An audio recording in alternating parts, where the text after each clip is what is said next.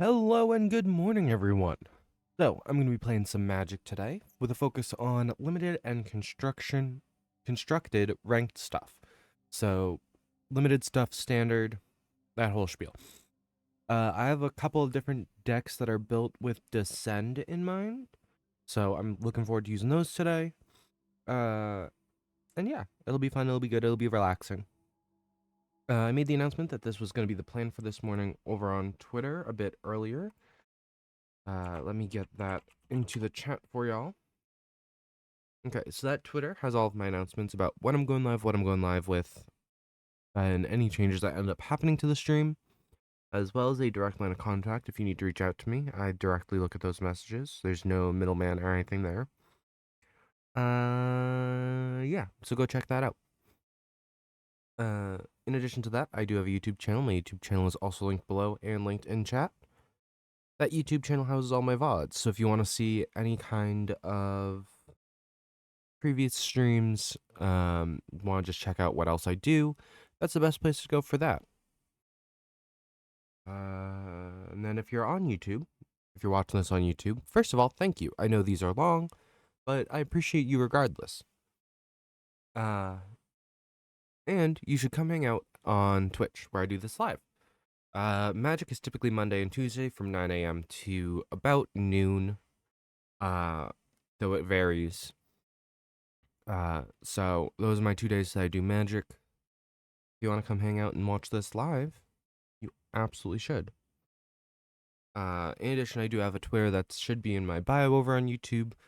That should link you straight to my Twitter that has all the announcements about when I'm going live, what I'm going live with. That way you can get notified about the streams you want to catch. Okay, that being said, that is all my announcements. So I'm going to get music going for you guys, and I will be back in a few.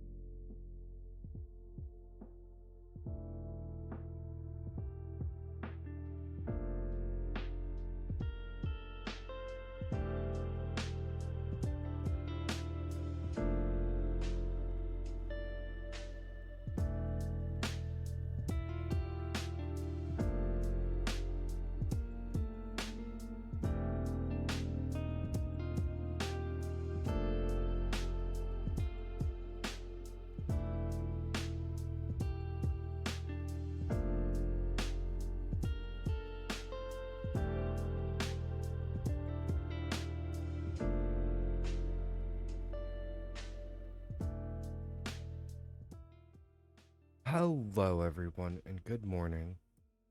I apologize greatly about how late I am, simply because I do not know how late I am. But yeah, good morning, welcome. It's a bit chilly out this morning. That's okay. First and foremost, can I do the premiere draft? Do I have enough? I'm a little short on the premiere draft, but I can do a quick draft. It only costs 5,000 coins. I think that's what we're going to start with today. Souls Lost is fun. Soulclaw Viper, Mahomet, Disinterred, Captain Storm. Oaken Siren. I have a lot of good Black Descent stuff. So what if I try to go for that?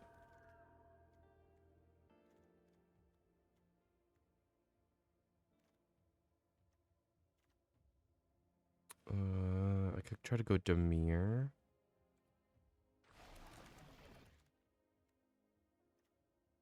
Relics for another chance. Mill 2 cards, turn 2 cards. Mill 2, opponent exiles 1. Their Fanatical Offering.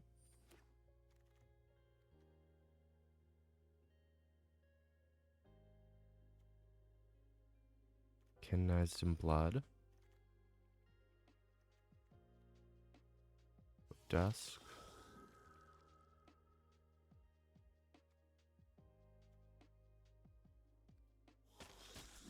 Fire of Suffering.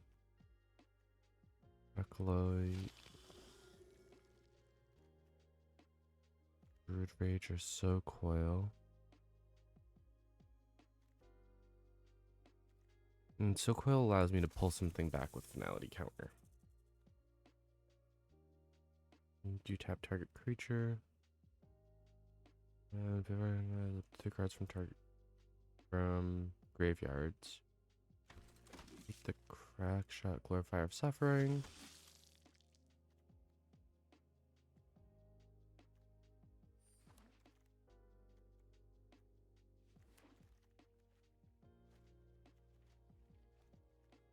I'll take the Courtyard here. That's 2 out of airs I have.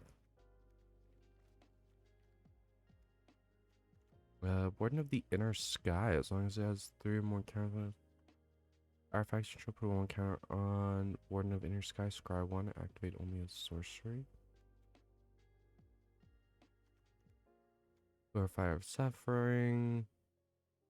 Skullcap, Rampaging Spike Tail. This is a good card to just get into my graveyard. I think another Glorifier of Suffering, because it's only an ETB trigger.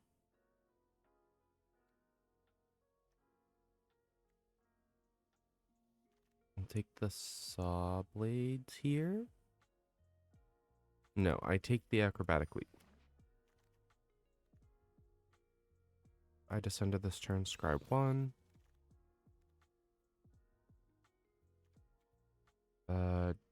Hidden Necropolis, so I can try to think about taking the Bat Colony. But if I go Esper Descent.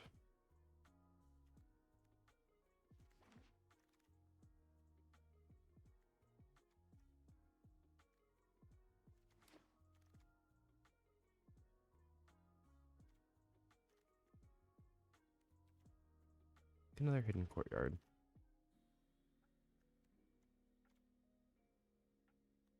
Because, I mean, giving me map tokens is nice. It allows me to pull my out of airs back in.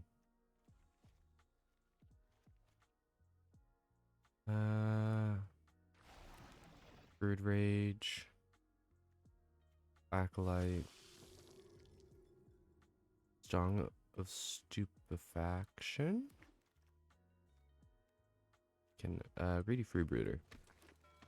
Freebooter. Island. Whenever I gain life. I'm not gaining a ton of life though, right? Scry. Treasure. Big creature. I'm not gaining a ton of life from things. Nothing is lifelink. I suppose I can gain life through Acolyte of Acquisats. But this guy allows me to... I got both of them in the same pack.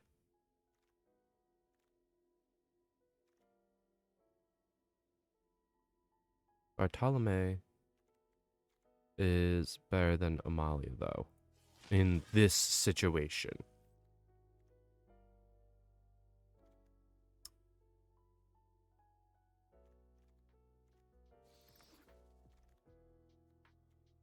Kenizen Blood or Freebooter or another cave.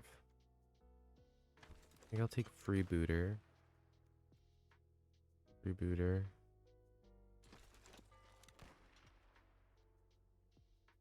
Captivating Cavern. Prophetic Rot. Captivating Cavern. Another Silk Coil.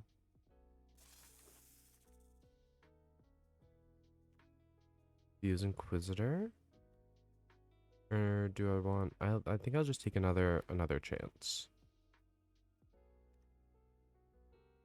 Miner's Guidewing. Or another cave. Let's be real, I need another cave. R3 discard one. Pirate's Hat allows me to loot a lot.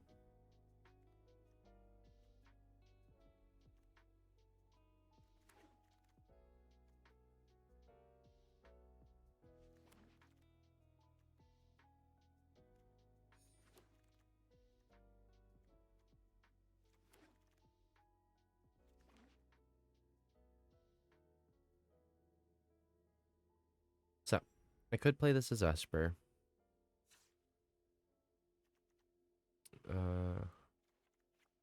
What might end up happening, because I need to cut a lot of cards here, so I might end up just cutting a color out. Well, what does it look like if I just cut out all the blue first?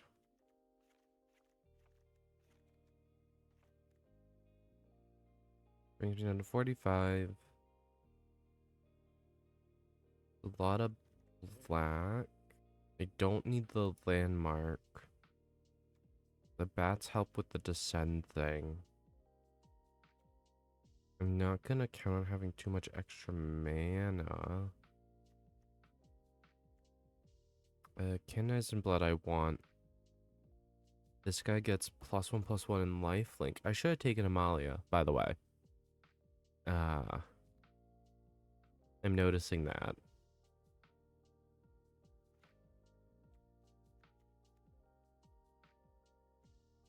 I don't need 3 of those. I don't need this guy.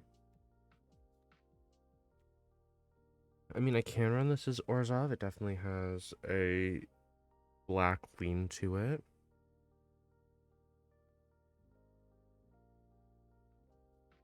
I'm just worried that I don't have a ton of treasure generation to back up all of my descent.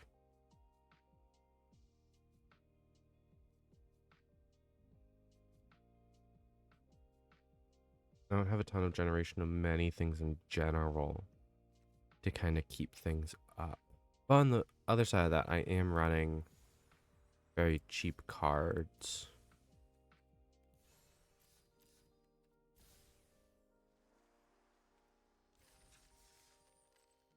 Let's try it.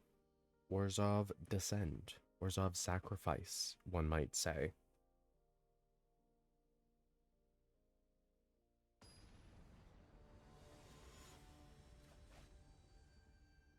I still have half a bagel to eat.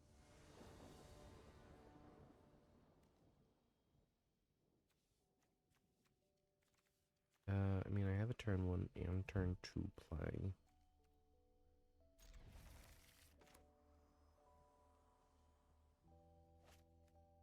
I'm gonna drop the 1/1 flyer lifelink.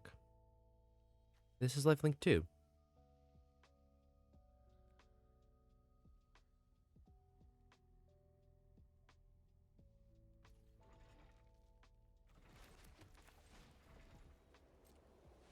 I'm still in the process of building them, but I do have an Warzov stream ready for tomorrow. Just have to finish up some last little bits on the deck. Discard a card.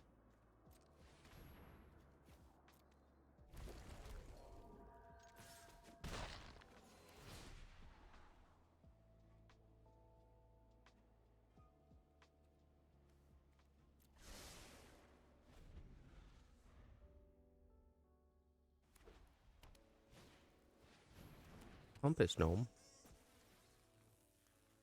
Oh, it gives Goblin Tomb Raider an artifact. Giving him +1/+0 in peace.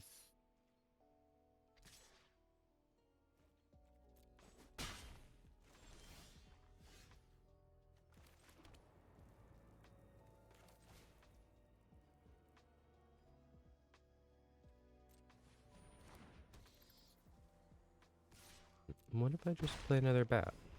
Will we be mad at that?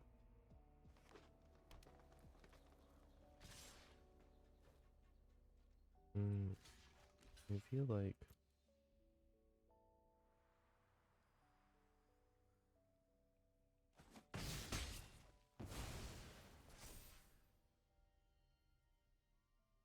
I feel like I want to use it to Fanatical Offering. Oh, look. Up to 2 creature cards. So... Okay. I understand. I'm not going to descend this turn. Which kind of sucks. That's kind of like the whole purpose of my deck.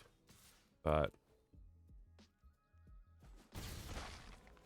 I keep swinging. Things turning sideways is a strategy. It is never not a strategy. Freebooter. That's what I wanted.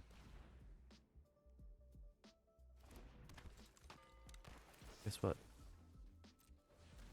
Bye, freebooter. So I scry one right here and make a treasure token before the Fanatical Offering goes off.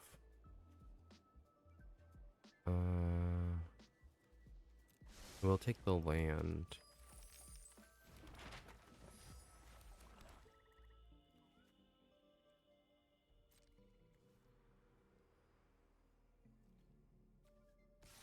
And eventually I'll have the bat explore. Right now I have what? The freebooter and the Rune Lurker bat. And we're going to have another Rune Lurker bat in there.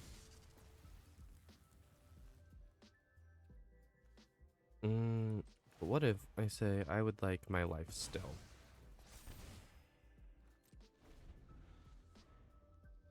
Because I would like my life still. It does tap this guy down, but Souls of the Lost is now 4/5, so like... Am I really all that worried? No. They can craft their artifact. It is a craftable artifact. It has 2 sides on it. But they are not doing it. Our creature control gains menace until end of turn. Okay, that's fair. I have enough mana to do that. Or I could just... I want to pay 3 black for this.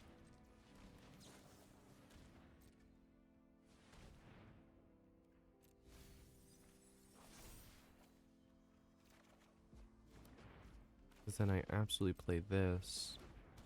And then I pay his treasure back into him to recast him.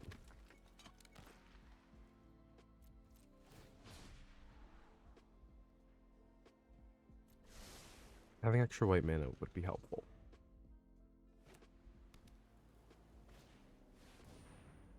It's a boat! What's dying?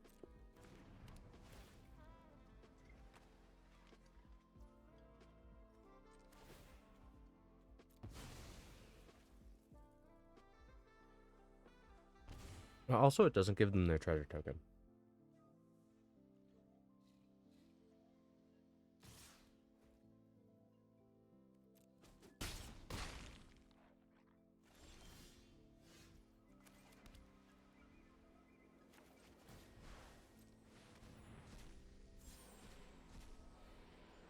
I would like whatever my next spell is.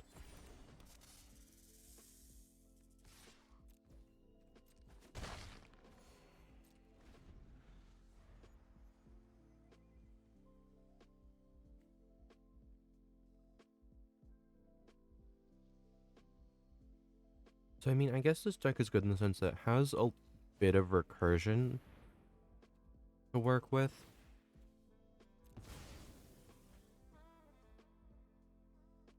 I'm guaranteed to take the Dynamaton, but are we crewing the boat? Yeah. So I block the boat.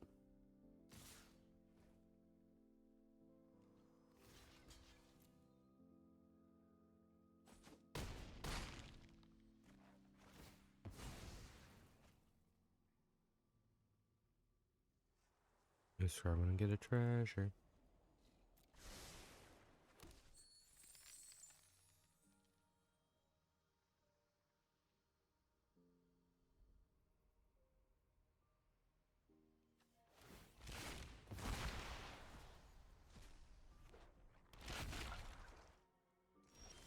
So they stuck it on their dino.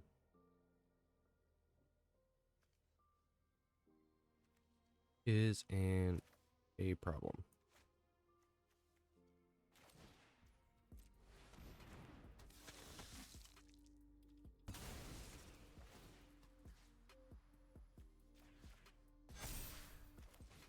I didn't want to do that creature, but I wasn't actually paying attention to what the prompt was asking me. That's my own fault. But I can smash their Dynamaton to pieces here.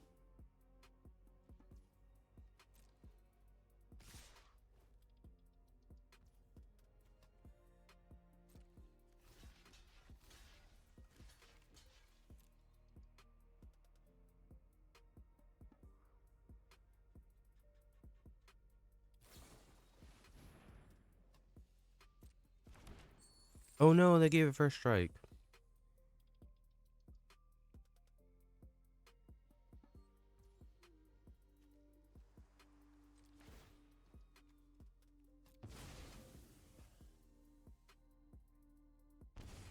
Spite.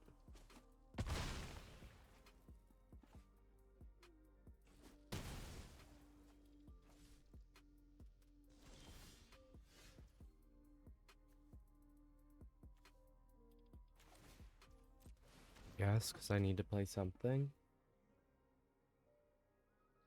I don't need to play anything, but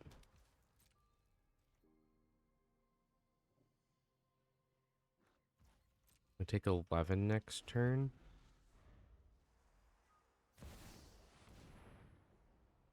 I take 13 this turn. Because Watley can crew the... Well, unfortunately, when they also like to just turn things sideways, it does not end too well for me.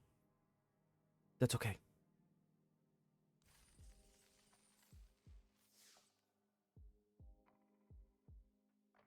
It's the first game. Everything will be fine.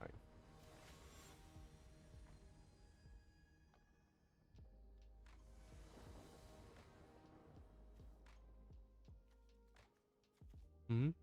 Hmm? Mm-hmm. Mm-hmm.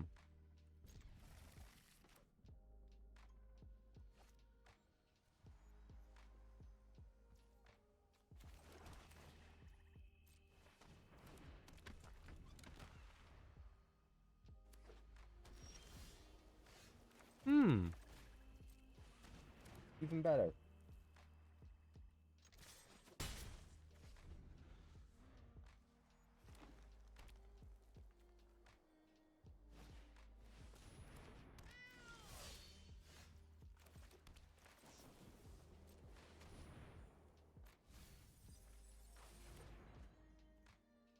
I did the wrong spell.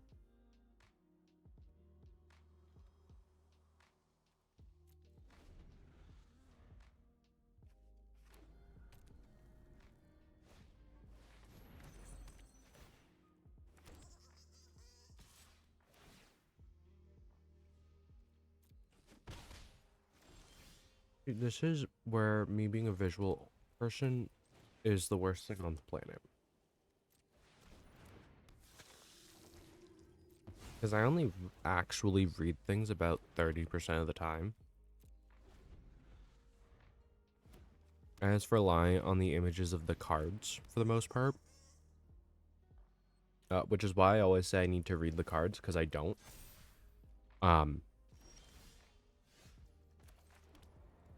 So yeah. I can just discover 5.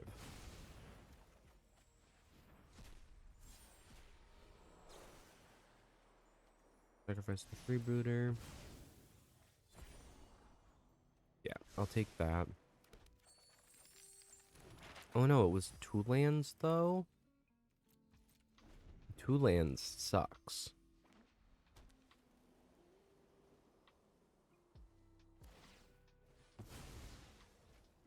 Missing vein.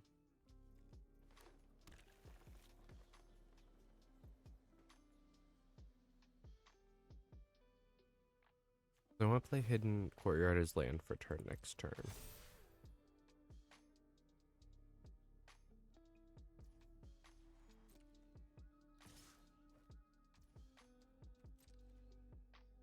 I can take a 5.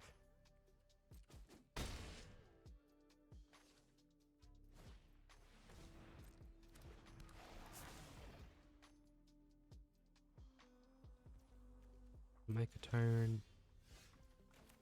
Hidden Courtyard. Glorifier of Suffering. Pay attention to what I'm sacrificing, because I'm sacrificing the map token. Or no, I sack the treasure.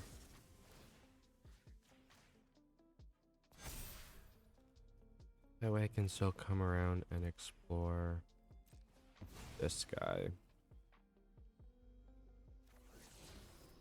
It's a land.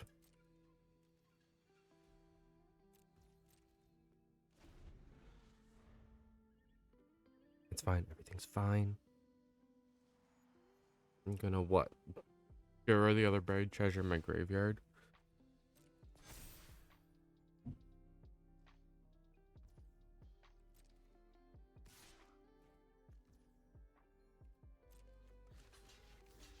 They can double block and they can only kill 1.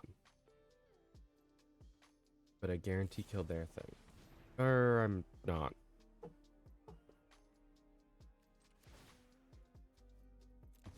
Might as well gain the life for it.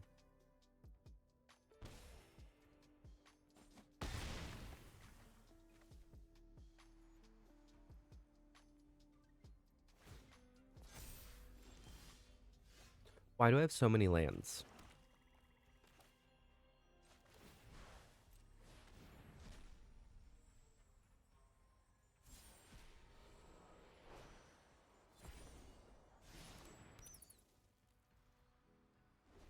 Guys, I hit a 1/1 bad.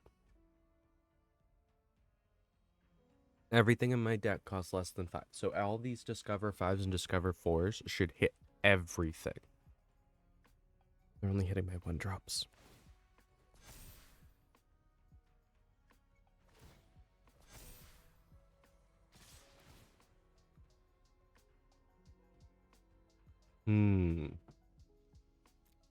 I guess I'm taking 11 damage. Because putting a 1/1 in front of a 9/9 with trample doesn't work. Okay, I can freebooter and probably Necropolis.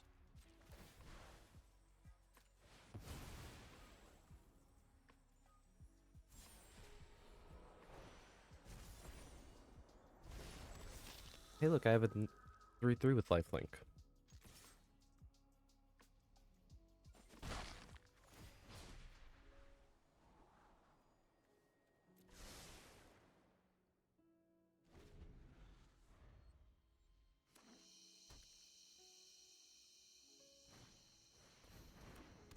Oh, that's game. Adaptive Gem Guard is ridiculous. Because if it's just given the time to build up, there's nothing that can really stop it. I mean, we saw that even in my own decks on Friday.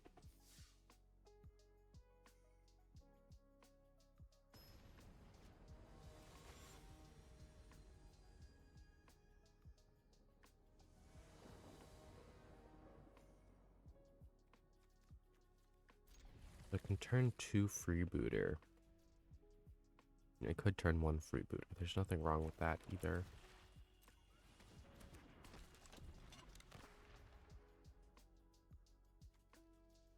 I'm gonna turn 2 Hidden Necropolis though. I'll play tapped land turn 2.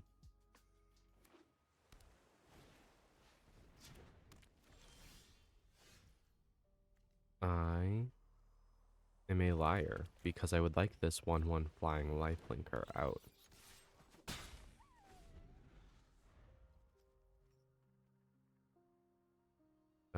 Hunter's Blowgun's just a problem though, because it gives whatever it's equipped to reach on my turn. Or, correction, on not their turn.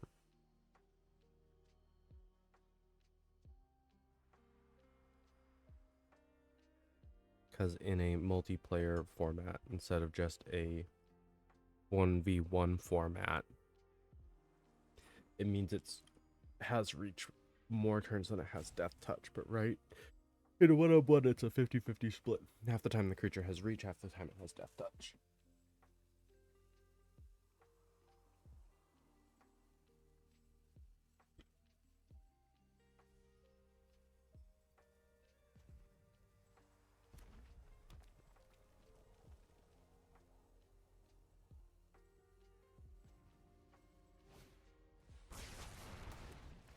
Wow.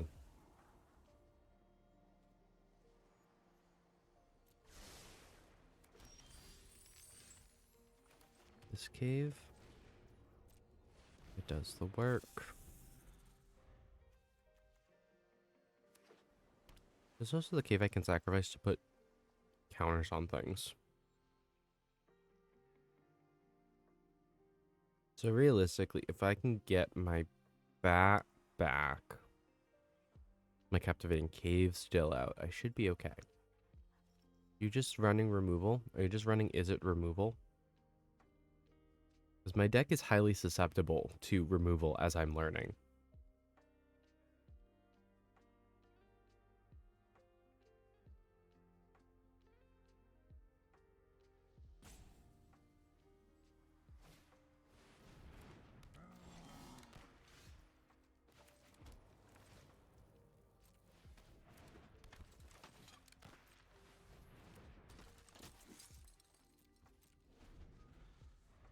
Activate only as sorcery.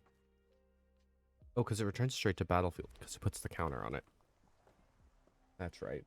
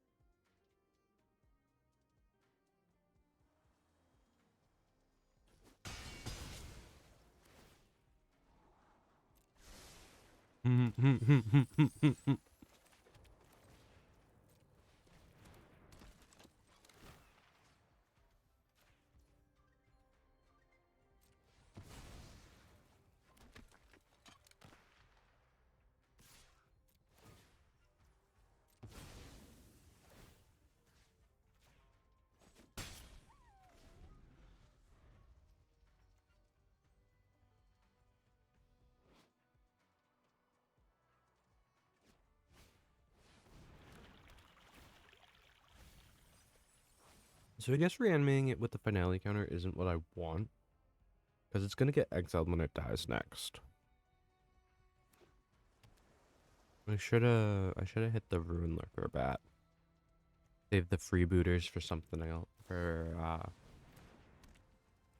what is it? Second chance? Or whatever it is. the main mill to return to hand.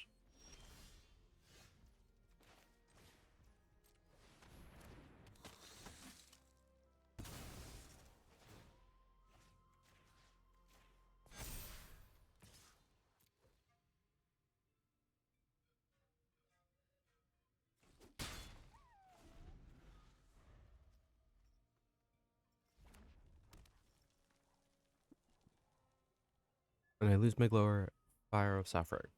Because, yeah. A panicked Altasar.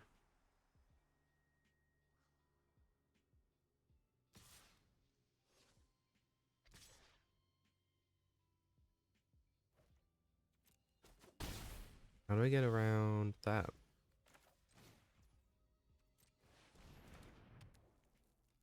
Simple. I don't.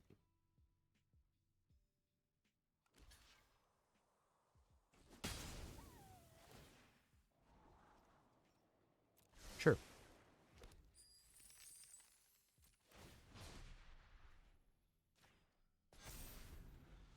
My Glorifier of Suffering can now take out the panicked Altasar.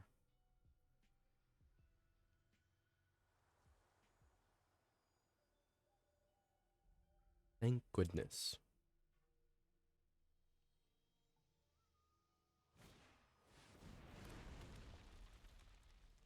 Beginning of your end step, if you descend this turn, put a 1/1 counter on Child of the Volcano. Ooh.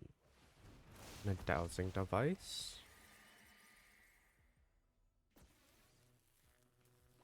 Make it hasty.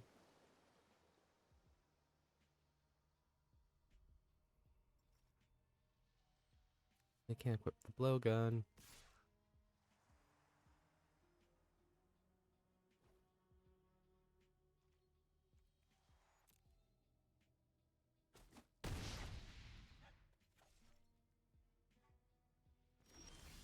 Let's see.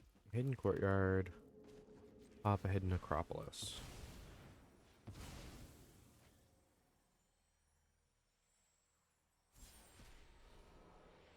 Yeah. I'll sack the treasure. Because I'm still one short for the Hidden Courtyard. But now I have the biggest creature on the battlefield.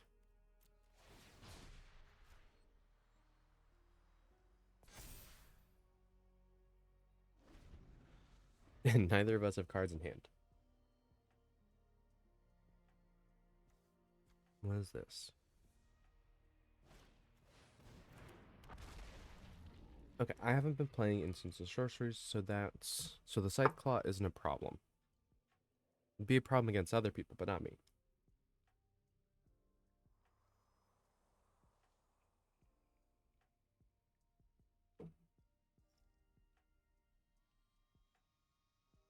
Very sad. The coffee is not great today. I think I messed it up while I was making it this morning.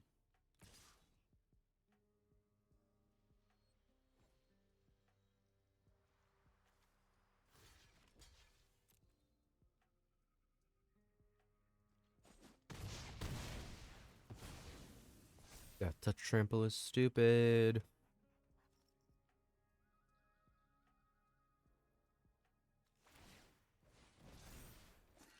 But that was only a creature that just like had trample on its own. Or I need to do this one.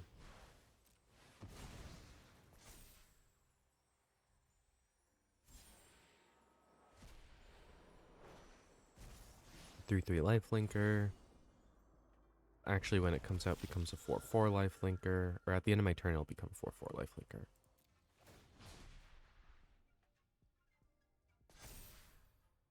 4/4 lifelink in 8/9. Scythe Claw Raptor doesn't have trample.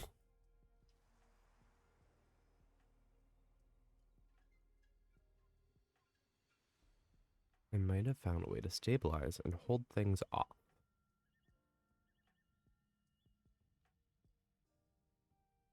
It's really just that I'm able to keep descending with Canonized and Blood out.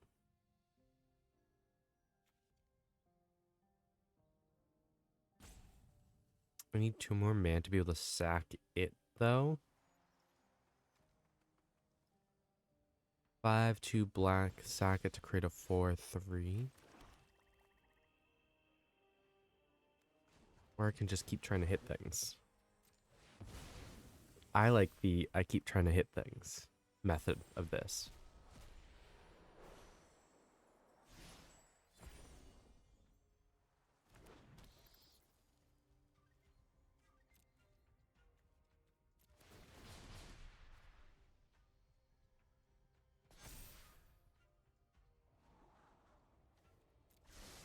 Okay. Grasping Shadows will be good, because then I'll just start swinging with my flyer. It'll start gaining Death Touch, so whatever their hunter's blowgun is on will also die.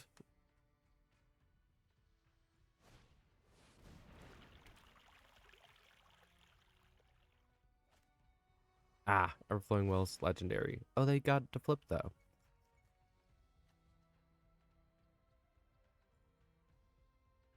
Hmm.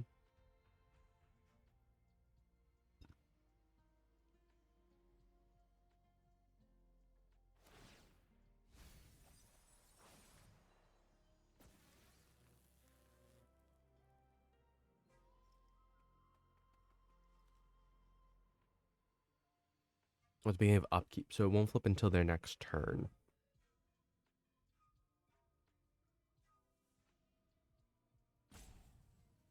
And they'll lower their dowsing device flip. What's getting tapped? Is it Souls of the Lost?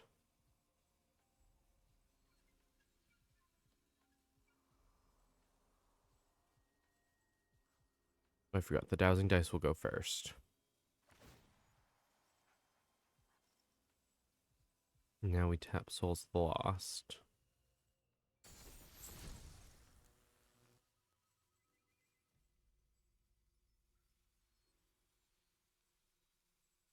I mean, Echo of Dust will go to Scythe Claw.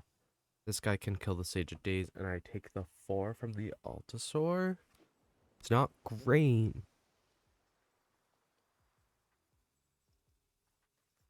But where I have my Souls of the Lost kind of stuck at the moment,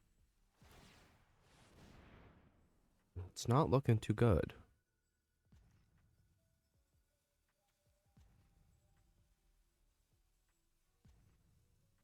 They made their Scythe Claw Raptor really, really large.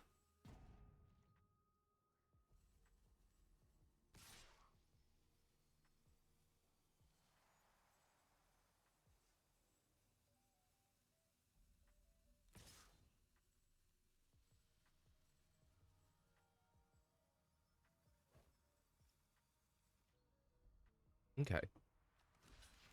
So I just block as I said I just was going to.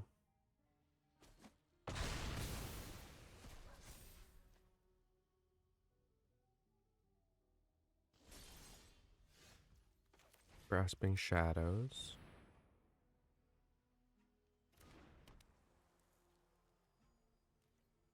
Because then I only have to attack with the Ruin Lurker Bat.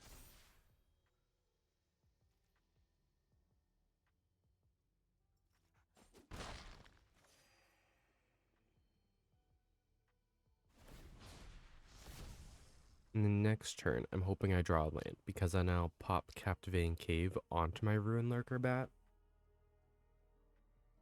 making it a 4/4 flying. Then at the end of turn, I'll get another Canonized and Blood trigger to make it a 5/5 flying.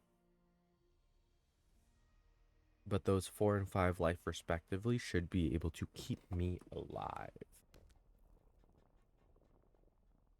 And yeah, I could have put Amalia in this deck.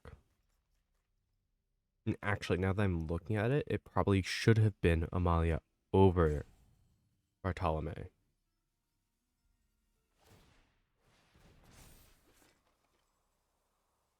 Ouchies. 5 damage.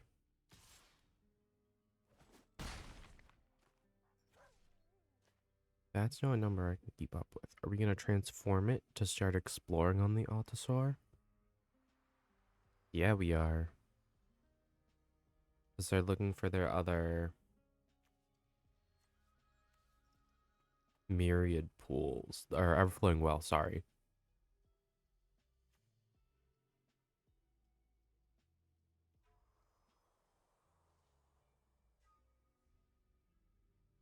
12 cards left in their library.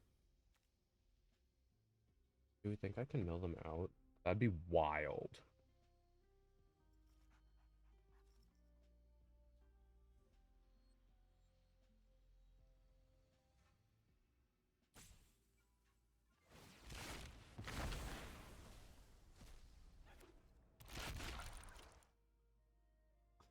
But yeah, it was their... Oh no, it was their Wanderglyph.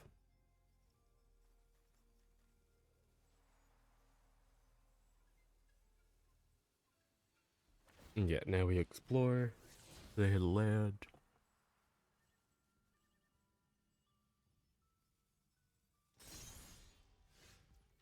I hit a land. Means activate my cave.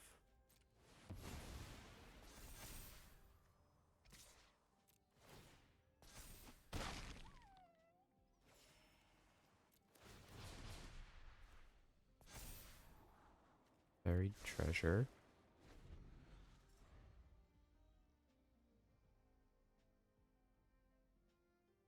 In a predicament.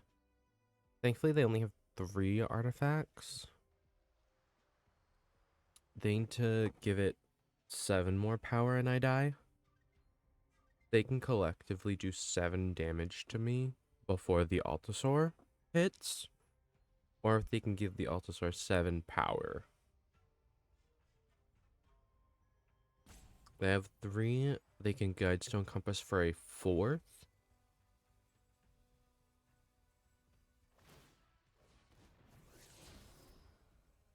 Unless they're trying to make their Altasaur bigger to block my Ruin Lurker. But that seems silly to me. They're looking to copy something. Didactic Echo. Into a panicked Altasaur. Oh no, you're giving the other thing flying. You made it smaller though. Oh, they made it smaller. Because this is only until end of turn, right? Yeah.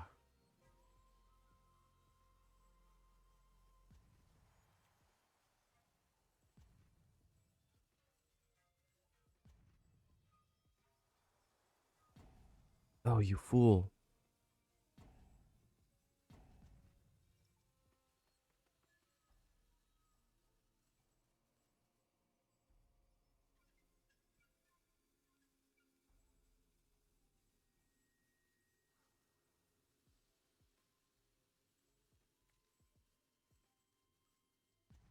What if I swing with my Souls of the Lost next turn?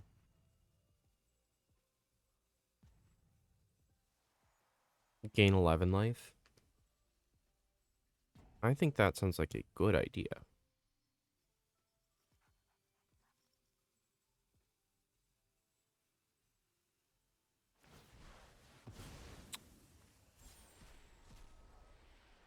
Creator of Sun's creation.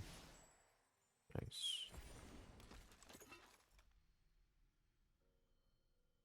I get smacked with 4? No.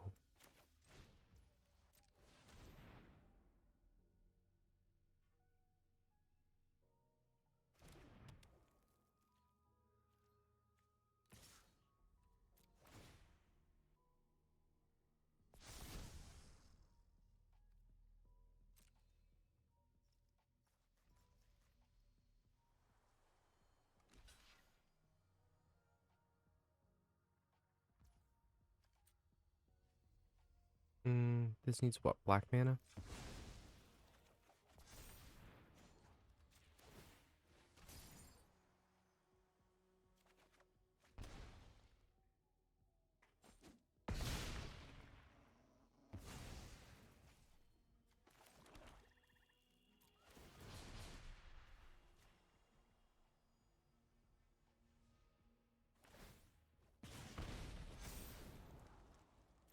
Fanatical Offering. So I'll draw that. I'll have to keep it in my hand though for a bit until I can hit something that I can really sacrifice. I have too much power in both of my creatures out currently.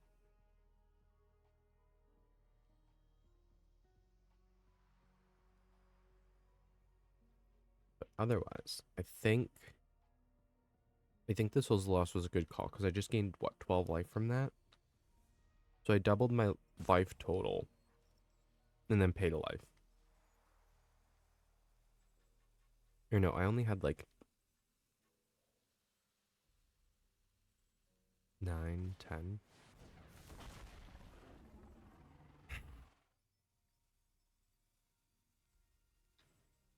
Why are we making tokens of things? Why are we copying things?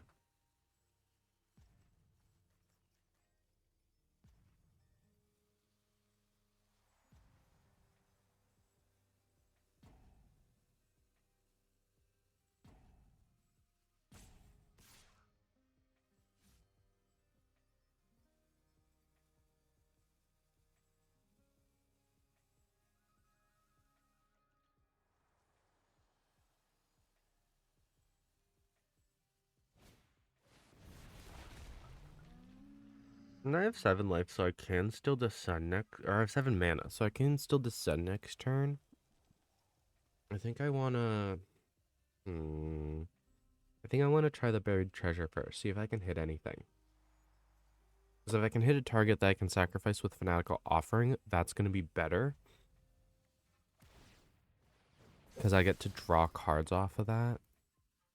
Uh-oh. They actually successfully explored this time. I really need to hit something.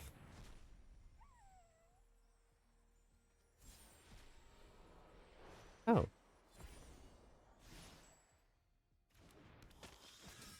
I don't want him. I don't like the whole 2 tokens of Altasaur thing.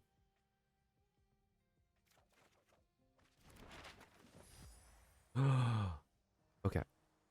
I hold back this turn. 7.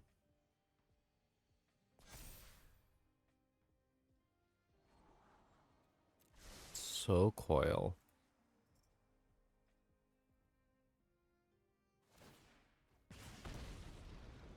Yeah, I'm gonna start getting smacked by their Altasaur copies.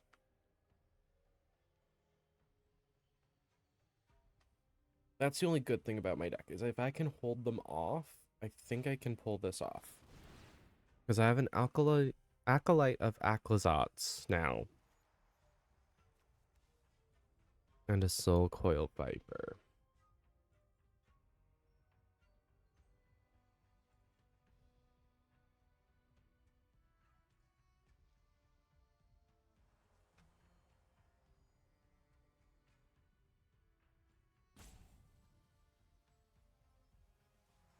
I'm just not sure if I need to another chance first. What would I pull? Another chance would pull Ruin Lurker Bat. Probably Echo of Dusk. Because those are my lifelinkers.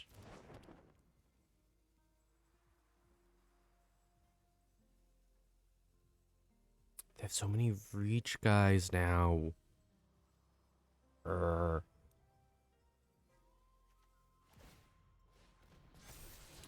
And my magic tracker's gone.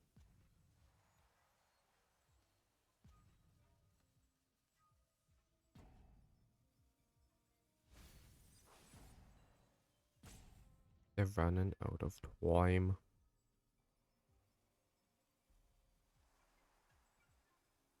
See, the Sunbird standards are annoying because they're about to become flyers. Because they get to craft it with anything. It's craft with things, right? Craft with 1 or more for 5 mana.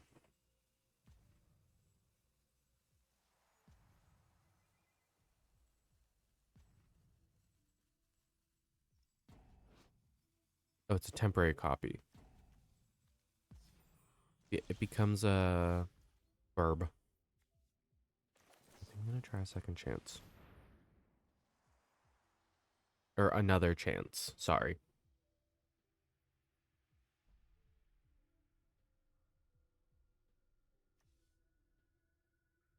Take action, mill 2. Echo of Dusk. Ruin Lurker Bat. Ruin Lurker. Echo of Dusk. What? I hid a buried treasure and a promising vein in my mill, so.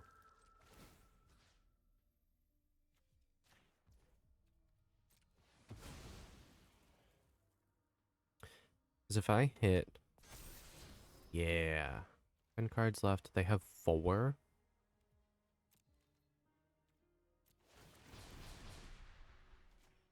Okay, that can kill an Altasaur. This can kill an Altasaur. This can kill an Altasaur.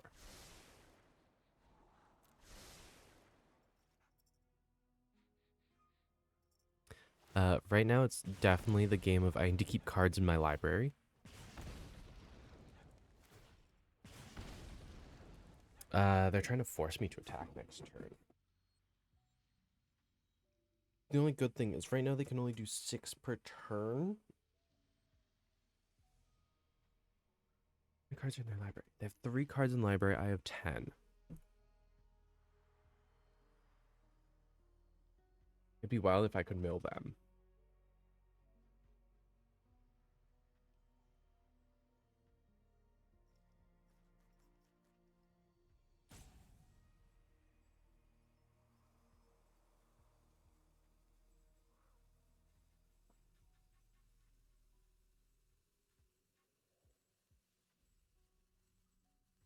Bum, bum, bum, bum, bum, bum, bum, bum.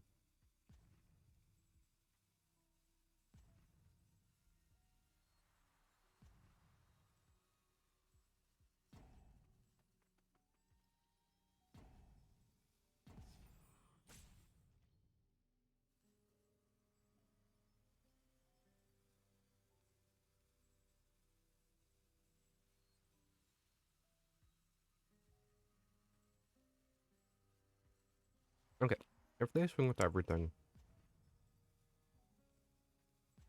I lose what? 2 creatures? Because the non-token copy of Panicked Altasaur, it has Death Touch. So unfortunately, I'm going to have to pitch my Souls of the Lost to that.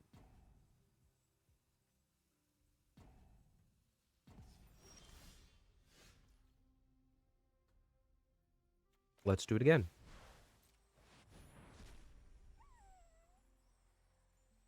Last time I did this, it ended well.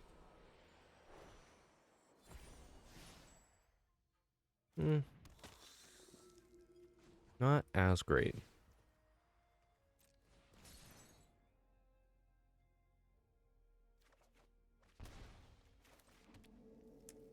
Hidden Courtyard is good. Um, hmm.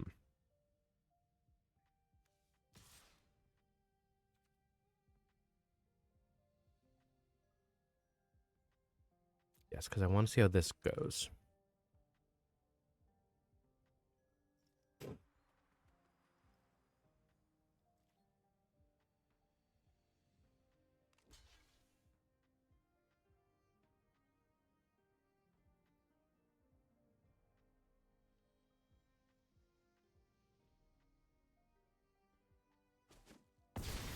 Oh, and then I lose because I paid the life. Because they can tap down their dinos during my turn, and then yep.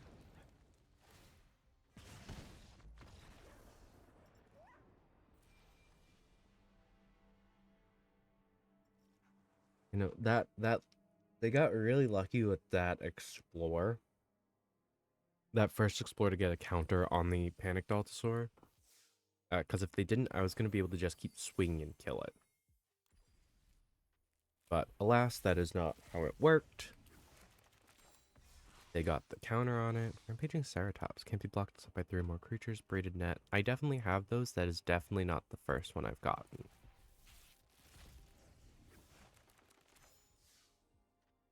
Frilled Caveworm. Raska Puzzle Box.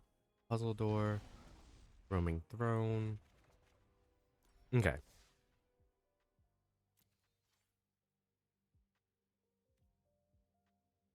Big sad. But that means it is time to move on to Standard Ranked. So yeah. Welcome. I have 3 decks for this part of the stream. I have an Azorius Artifacts deck. It is the only non-Descend deck I've made for today, because I still have a Dimir and Rakdos Descend deck. So I guess I'll start with this one, since this will feel like the break from Descend. I mean, it's Ultec Artifacts, so it's based around all of the Azorius Nomi shenanigans. Mainly the combination Master's Guide Mural and then the Unstable Glyph Bridge. Because they just give... This gives a nice way to keep creating artifacts. This allows me to control the flow of the game. A lot of this is either I need to be more aggressive or I need to control more things. So I have a Ginger Brute to get things really started. I have quite a few 1-drops, actually. Deconstruction Hammer, a Ixalan Landmark. This one's really fun because it ETBs I scry to, and later on when I craft it, because I do craft things with this deck, I get extra flyers out of it. Relic's Roar turns my Ginger Brute into a 4/3 Dino that can't be blocked by other creatures except those that have haste. Also, just being able to turn, like, my Inverted Iceberg into a creature while it's still on the front side. Turning my Deconstruction Hammer into a creature. Zoetic Glyph for the same reasons. Tinker's Tote to gain life. A Pakal because he allows me to sift through things.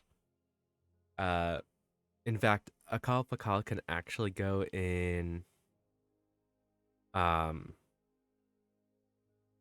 some of my Descend decks that have blue in them. But Kitesail Larcenist to get things off the board. Everflowing Well.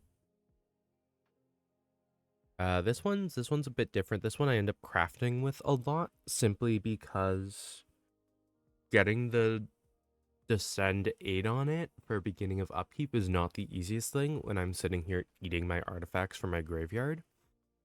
Yeah, I mean, I have 4 Master Guide Murals, 2 Unstable Glyph Bridges, 2 Adaptive Gen Guards, 2,000 Moon Smithies.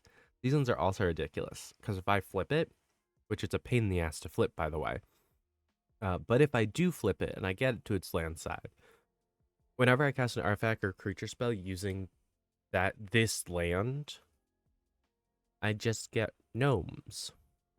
And those gnomes have power toughness equal to the combined total of artifacts and creatures I control. So yeah, those guys get big. Thousand Moon Smithy is one of the things that gets hit most frequently by targeted removal. And for good reason. Because usually, by the time I flip it, it means I have to have 5 other artifacts out. Or I think I can use creatures as well to flip it. So I already have 5 artifacts and our creatures out before flipping it. Only white mana, only late game spells. Only blue mana, again, only late game spells. I have mulliganed twice. Athletic Glyph and Unlucky Drop. I only have 1 spell that I can actually cast anytime soon. So I have to get really nice draws. This is not a good showing for the beginning of this.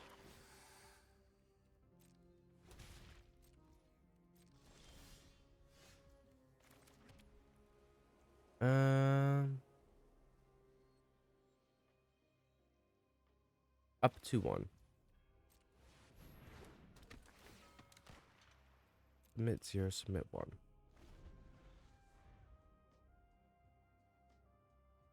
Typically, I hold on to my Kitesail Larcenist, but I want to get it out to start being able to swing.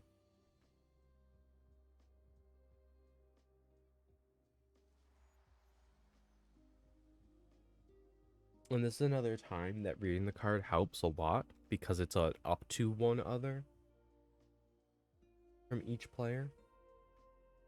Meaning all the times I've eaten my own stuff and turned my own stuff into treasures, I don't have to. Board 1. And their creature comes back. Because of course they have removal immediately. Why wouldn't they?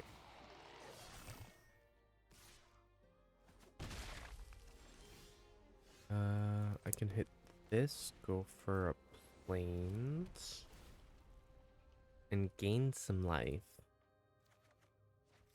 And it actually allows me to have relics for, not for the Stone Seeker, because it has menace, but at least for the Fuseling. Mishra claimed by Gix. Uh-oh.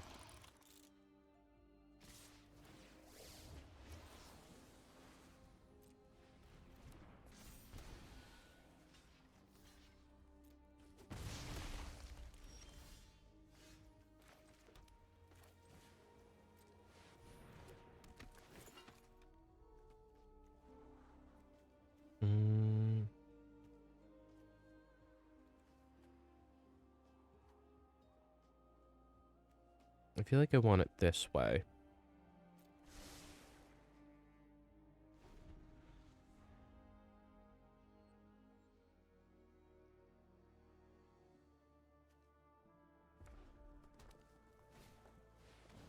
Scythe Claw, so I can't do stuff on... I can't cast spells on their turn, but they also really can't cast spells on mine. Because Scythe Claw doesn't care who does it, as long as someone plays something on not their turn.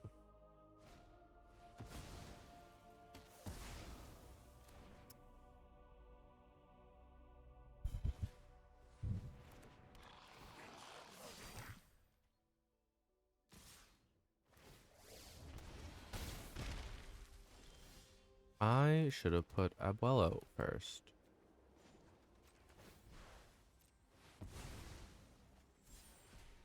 Oh no, Abuelo's free now.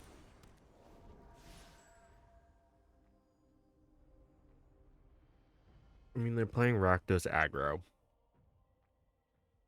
So, there's not much I can do about it. This deck is not good against aggro decks.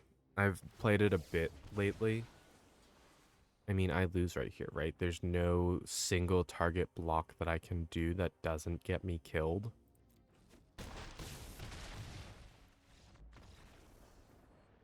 Yeah, I mean, I've faced this against werewolf decks as of late. I've faced this against a very similar to what just happened deck that was Rakdos. This deck has gone up against a lot of mono red, because for some reason, mono red is still like the most powerful thing in standard. Yeah.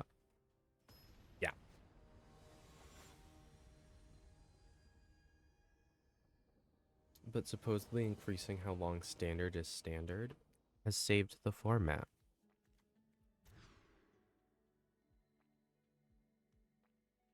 This is twice that I've had to mulligan down to at least 5.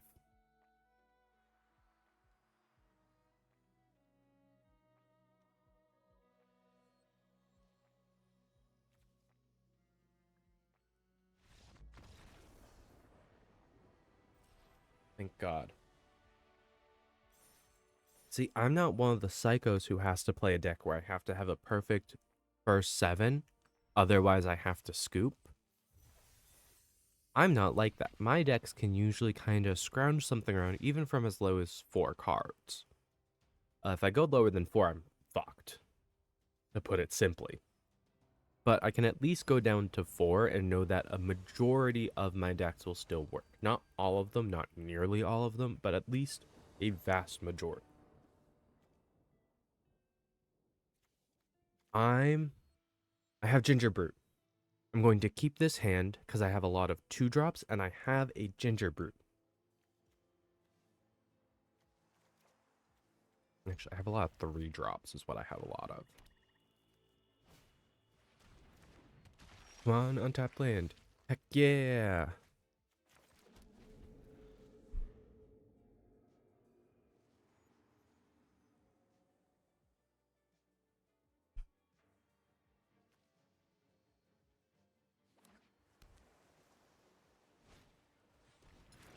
Reason I need an untapped land, by the way, is in order to activate Gingerbread's ability, I need an extra mana up.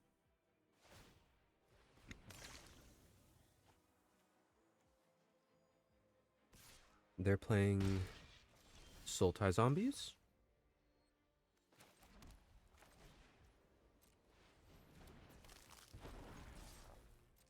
Suppose I guess I didn't need the extra mana up.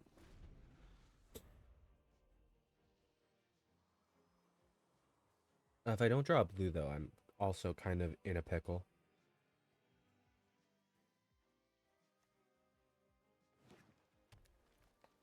Yeah, because I want a Zoetic Glyph Ginger Brute. Make him base power toughness 4 in addition to everything else he has.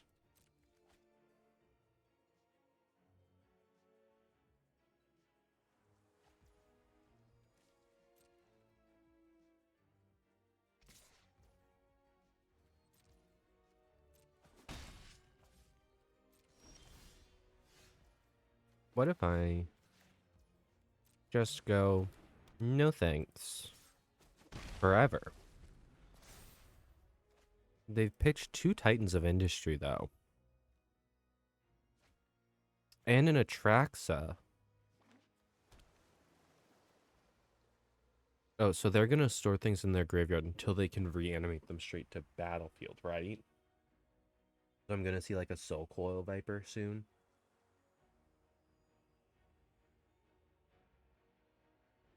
Actually, I want to see if there's a way that I can run like mono black. But because standard, I can just add a bunch of extra stuff to it to just discard away and then reanimate later. I bet you there's a way to do it. You really have to be hoping that you don't end up against someone who's playing Graveyard Hate. Otherwise, you're all out of luck. Also, I apparently need to check the land numbers on this deck.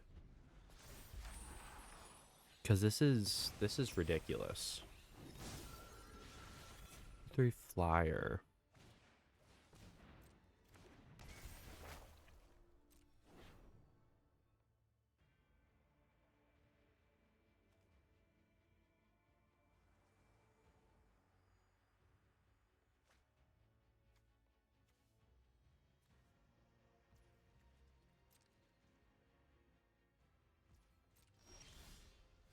Still not a land. However,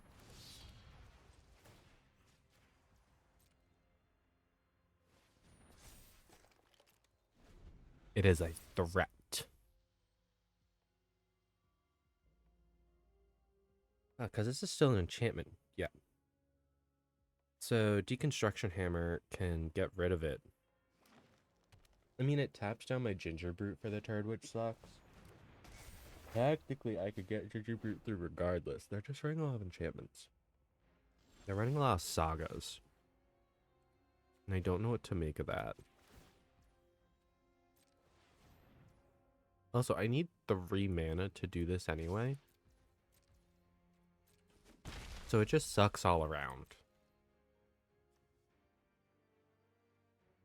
Let's see. This is crafts with an artifact. Do that. I mean, I should pitch a Thousand Moon Smithy because I don't have the mana to pay for it. I have the 2 white. But I shouldn't have pitched an Inverted Iceberg because I can still play that if I get a blue land.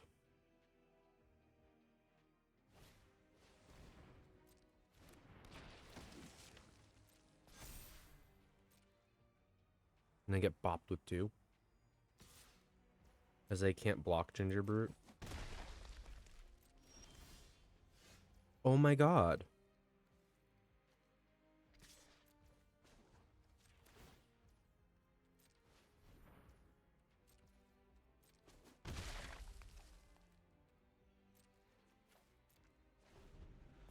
I don't want to get rid of the Glyph Bridge, though. I just need to get rid of the... I just need to play Glyph Bridge before they get too much other stuff going. I mean, actually, no I don't. I want to have as many things on the battlefield that I blow up everything. But if I don't get mana, I can't do anything.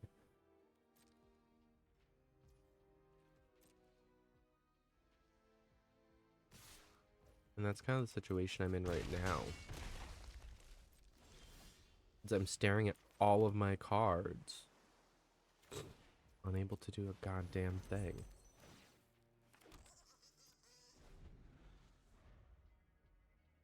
Okie dokie.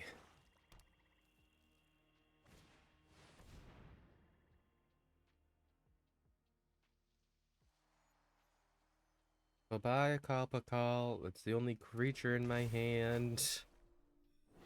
Oh, you're just gonna... Oh, you're gonna go straight to Atraxa, right? If you're going to the third stage of Cruelty of Gix, it's just to reanimate something else. Let's see. Old Rutstein, Champion of the Parish, Tenacious Underdog, Galagrita, Shadar. They don't even have white mana in their deck. They actually do seem to be just Sultai.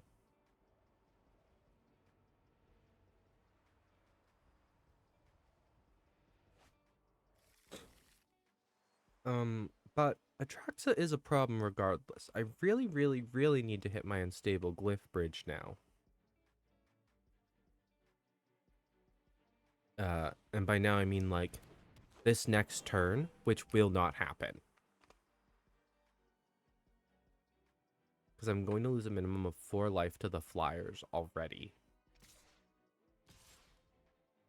And Likeness to the Seeker, I don't want to block, because when it comes blocked, they get 3 more lands back.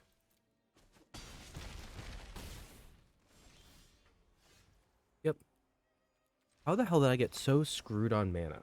I'm going to open it up, and it's going to be like 20... It's going to be anywhere from 22 to 24 lands, and I'm going to scream.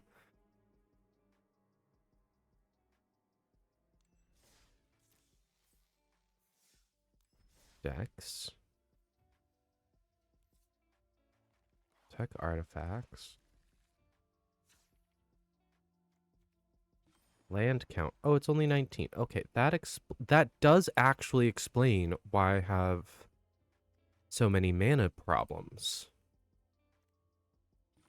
And the deck itself actually has a ton of white cards in it that probably doesn't need. I have the 4 Tinker's Totes, which I really don't need that many.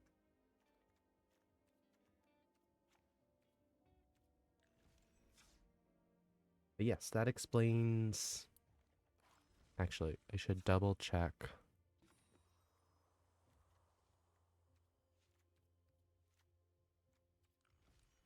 That explains a lot, actually. Actually had too few lands in my deck. I feel like that doesn't often happen.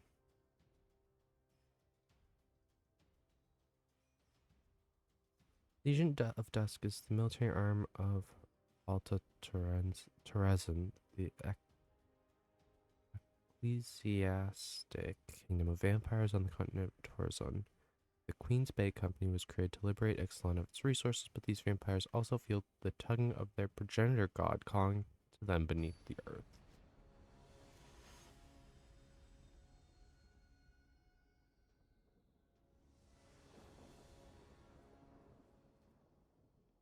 I hate this game sometimes.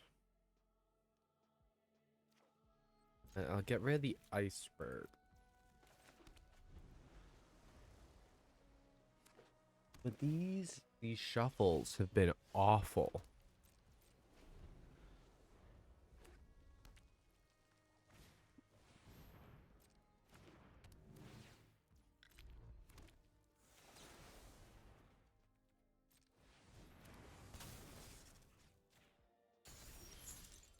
Tapped down. Roberts.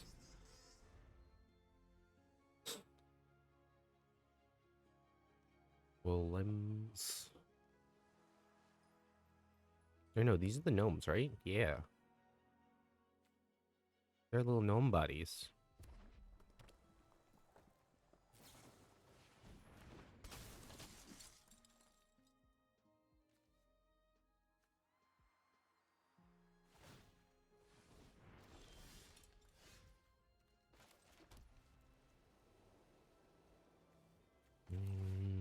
what if I do this? Swing gnomes.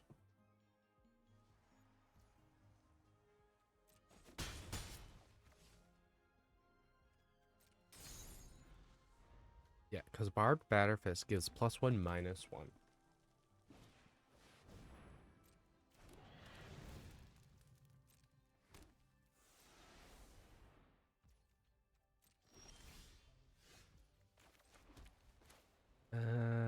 Yeah, I go for the Thousand Moon Smithy first.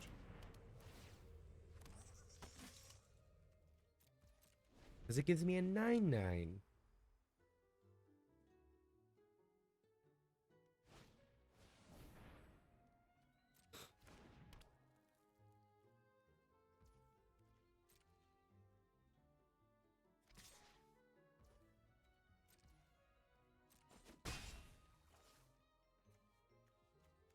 Because I can still tap this. Because it's not an activated ability of this. An activated ability of Thousand Moon Smithy.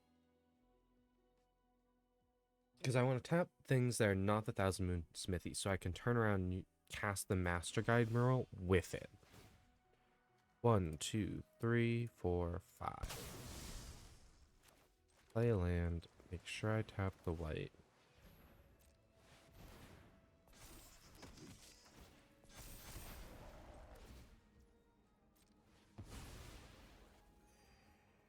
Means I can flip this next turn. 4, 5, 6, 7.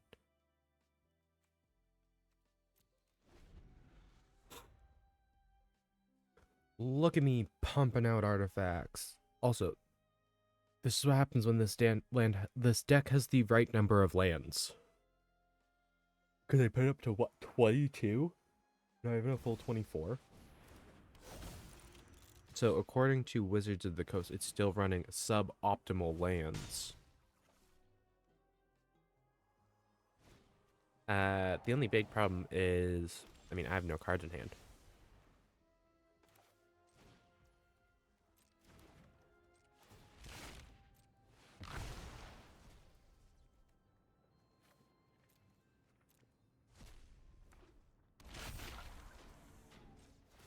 Thankfully, it sees itself.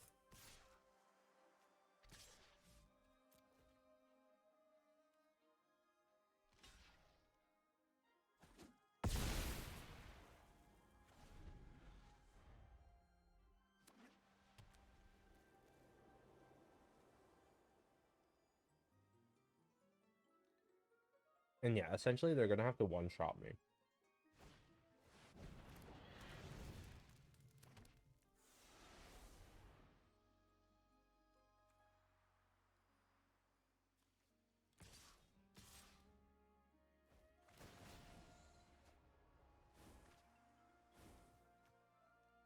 Ouch.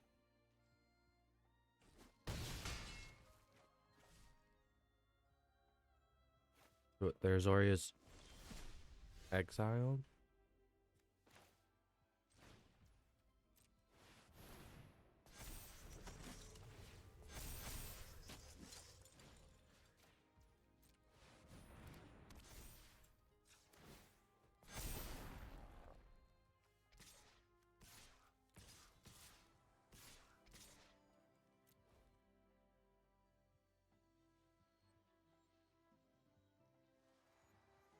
Come on, block my 5/4.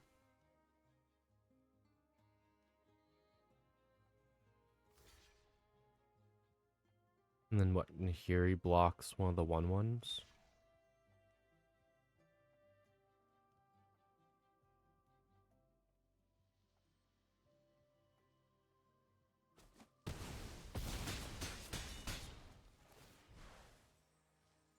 Discover 3. Aha! Oh, now I can just flicker the Thousand Moon Smithy that I still have. Oh, my opponent's gonna hate me.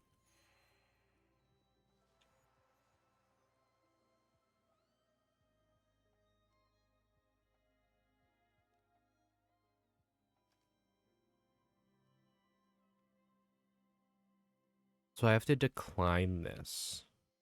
I have to choose, because it's a May tap.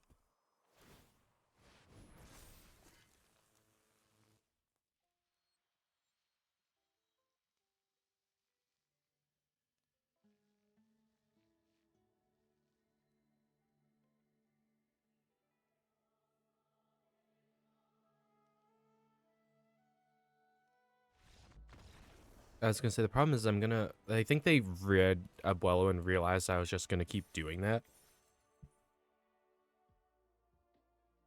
The only trick is is an end of turn ability. So at the beginning of my end step, the artifact comes back, and then once it comes back, I need to, before my turn ends, tap. I don't think that necessarily works. I think I would have had to do something that does something else. Like if I had more of the Tinker Toads out, I would have been able to keep doing those instead. Because I wasn't going to flip over the guide mural. It's more valuable on the side it was on. Beach Kiora. With their water bottle and everything. I wish my coffee tasted better. Because it smells good.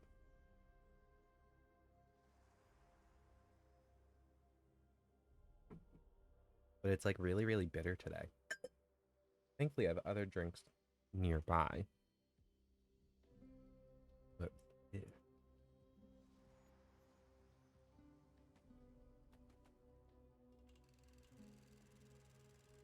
They also have Geralt Master Stitcher as their card sleeves. I mean, it's one of the anime card sleeves. Technically, mine's animated as well.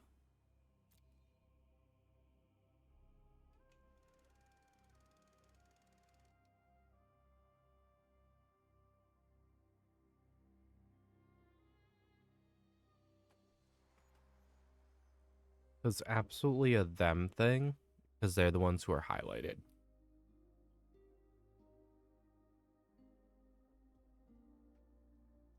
Could be the case where they queued up, and then we're like, okay, I'm in the queue for a bit, so they stepped away.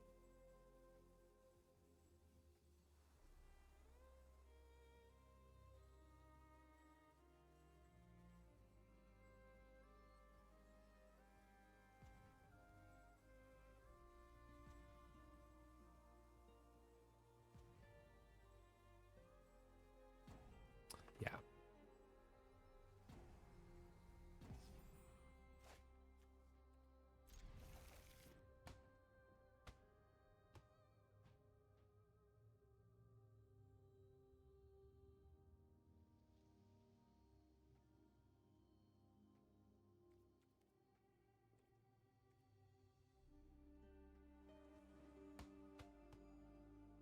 Would the game auto keep their hand then?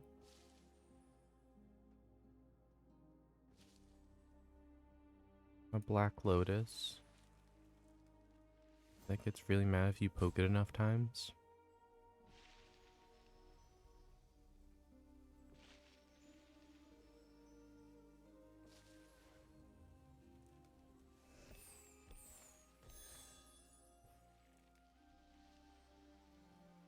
Well, I killed it that time.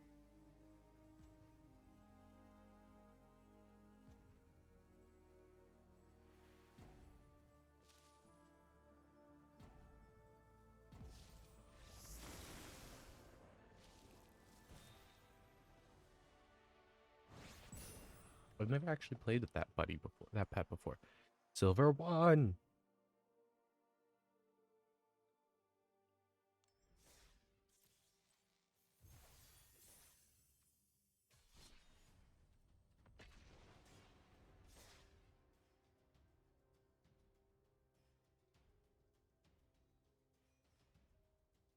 Okay, I think this will be my last game with this deck, though. Because I like the other two decks that I have ready a bit more. Mainly because they're Descend decks, and I like Descend.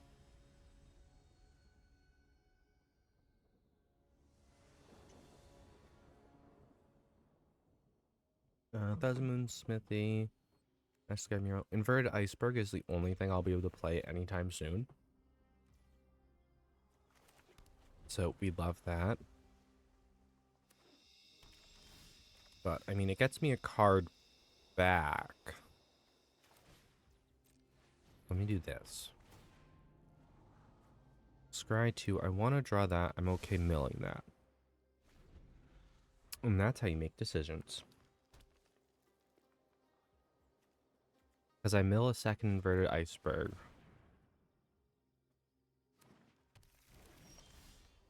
So I play the white mana. No, I need to tap 2 white to play this.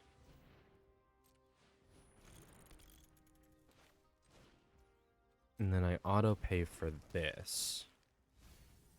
Because I need to get as many things. Aha. I was going to say, I need to get as many things onto the battlefield as I can so I can try to flip Thousand Moon Smithy as soon as it comes out.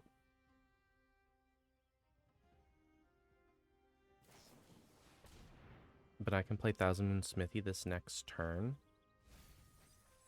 They're playing only lands and a handful of things. I am very wary. I have 5 mana. I can Guide Mural.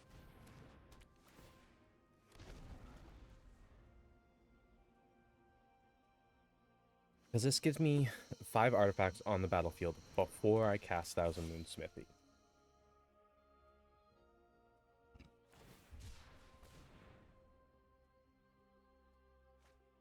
What are they looking for?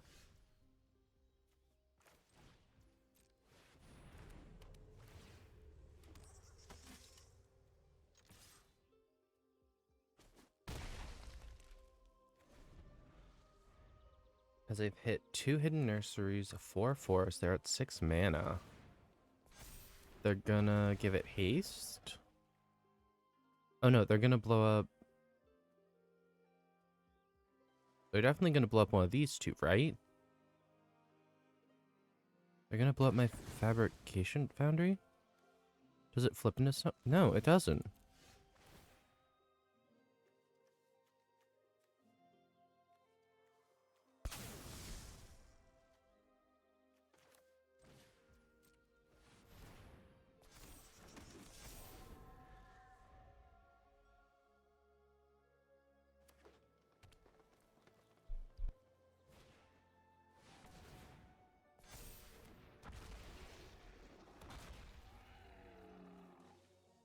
Are they doing mono green dinos?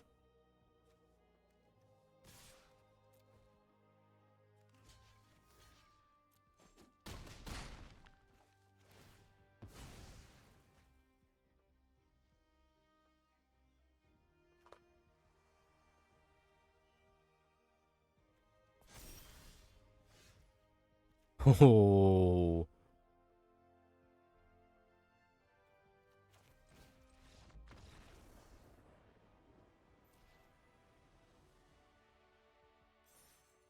I mean, I guess that works. I didn't even get to play anything before they scooped. I was thinking, because I saw what I drew.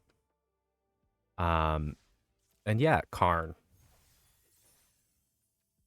Karn causes problems for my opponents.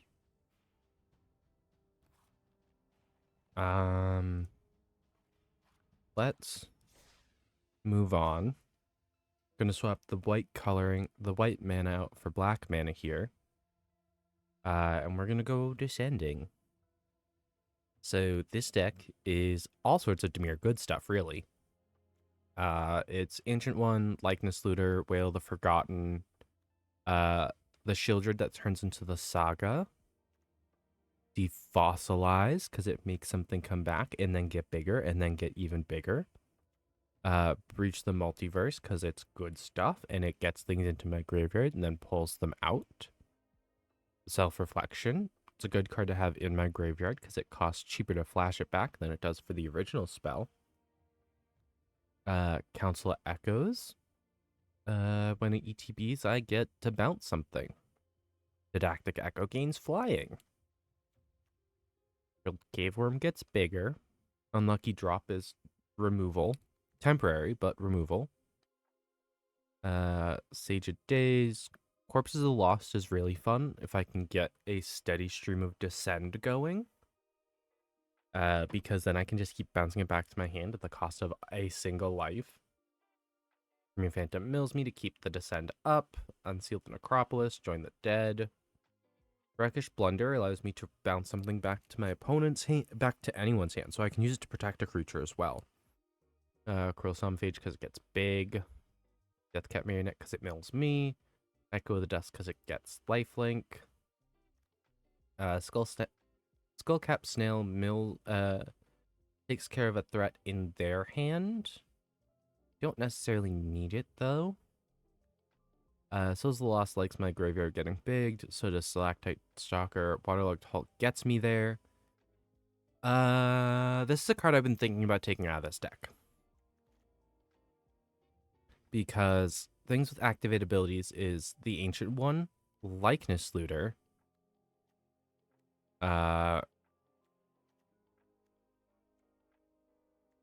those two,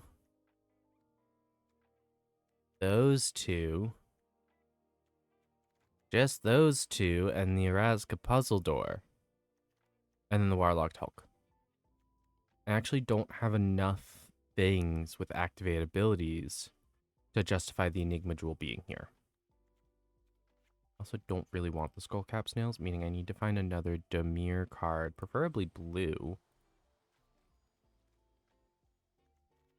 Let's try to care for something with Descend. I can spell. Nope. Still can't spell. Everflowing Well. Play Styles. Done.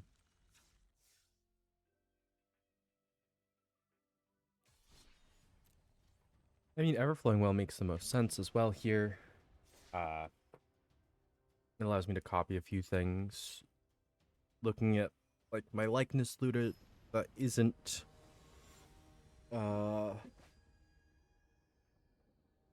legendary. It's all my legendary stuff. I want to be able to copy it.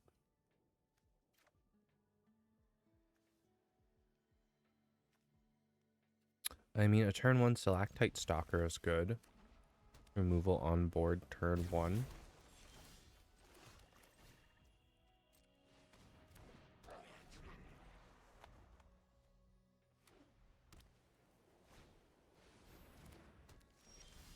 Let's see. I'm going to Waterlogged Hulk and hope I hit a permanent here.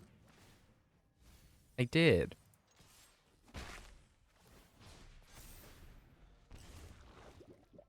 Mites.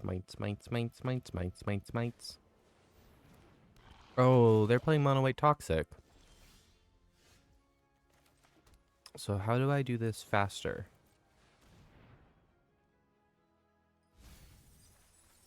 I whiffed.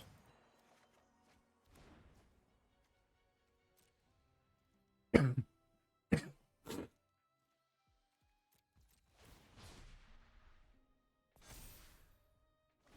right now I can block the Jawbone Duelist. Or I can already block the Jawbone Duelist and not have to worry about losing my creature.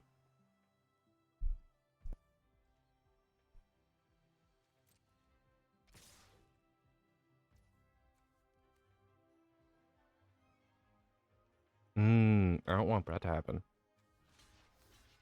They're going to do it to whichever one I do it to.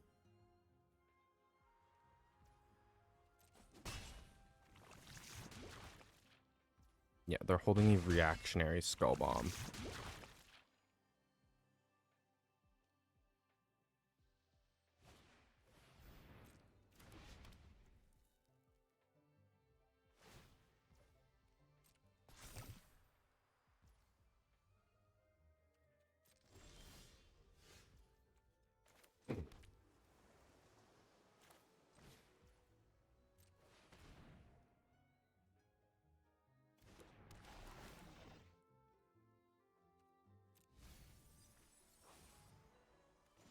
Yep, I hit the 4. I want to hit 8, though.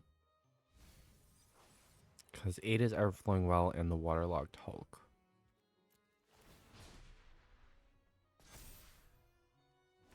Four kills the Jawbone Duelist. Because it can become up to a 3/3 with double strike. 4 means I can take the first hit Or my creature can take the first hit, survive till when it can hit itself, and deal enough damage to kill it. And they're going to stick that on the Jawbone Duelist.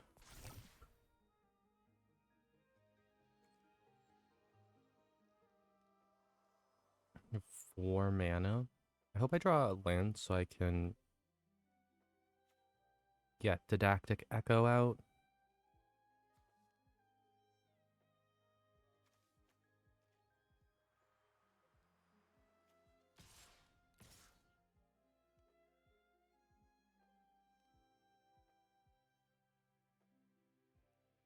What are we doing here?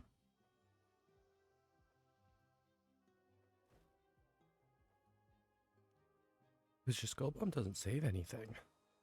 Unless I have something else in hand. They're just looking like they might. Get it? Mites. I like to think I'm funny.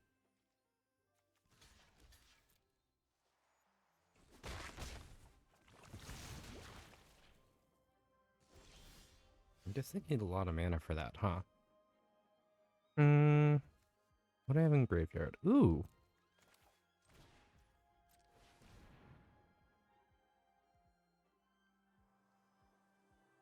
Gonna play a Likeness Looter.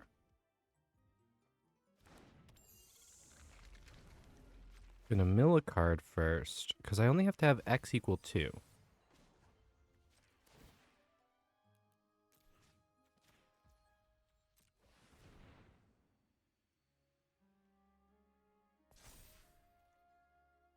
I have a 6/7 in the air. And realistically, I have a 4/4 with Menace.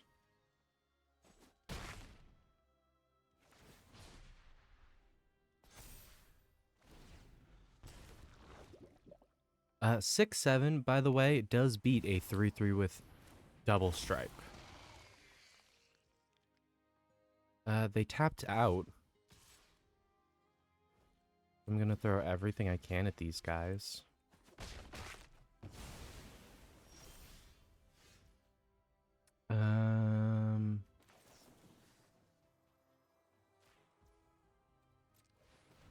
Brackish Blunder, so they have to do that again.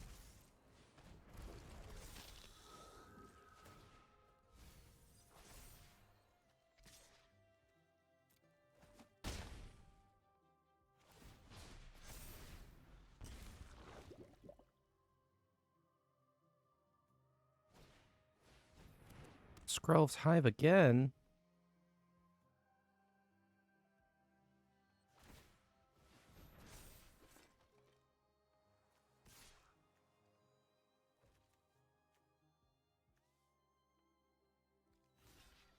Just gonna stick the 3/3 with lifelink in front of it.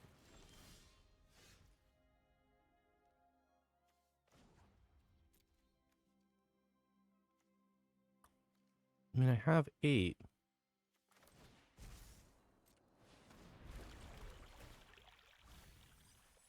Draw 2.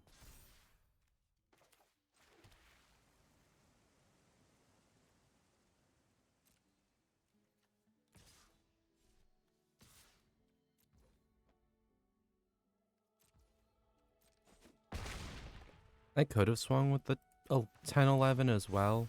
There's nothing they can do, though.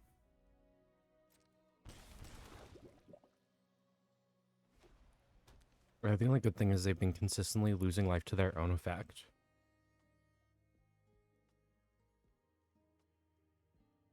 But yeah, only having the Jawbone Duelist out is ultimately what hurt them. Because with Menace, I never thought I'd win via Menace, by the way.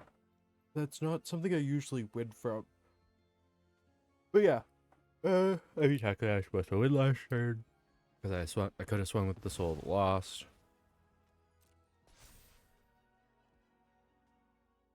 Because what? They're going to swing with the Jawbone Duelist as a last-ditch effort to gain life.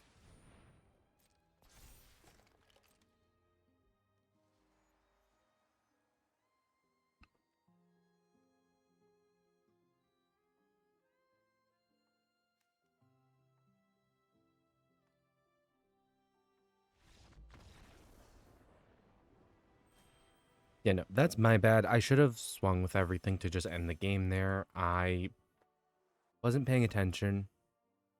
I also didn't see how much mana they had up. I wasn't paying attention to that either.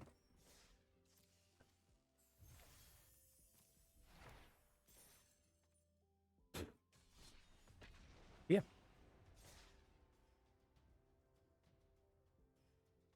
I was definitely in a lot of trouble there. I think they got more nervous about me having blockers than I did them having attackers,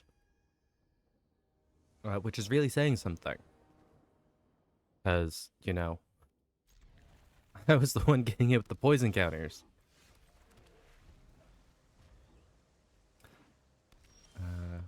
Gave two.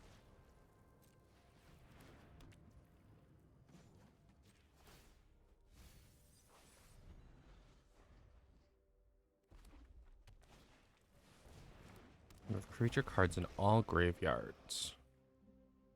This needs what? 7 or more lands?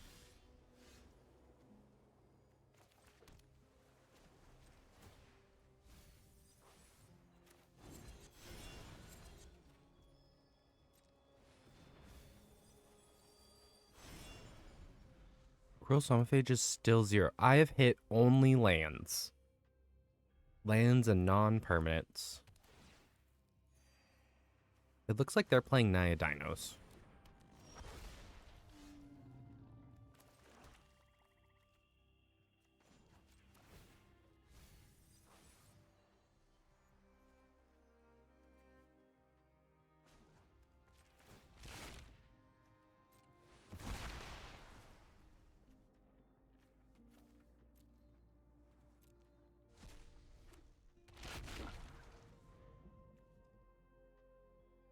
Oh, that's right. It needs to send 8 to get unblockable.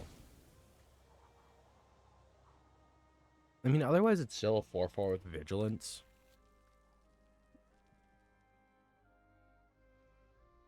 I guess I'll take it. Invoke Trample Ward 2. Discard a card. Auto pay.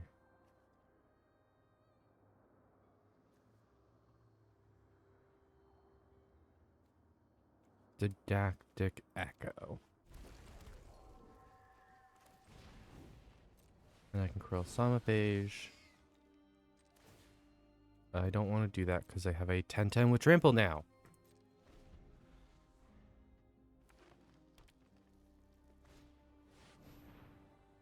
So I scoop, right?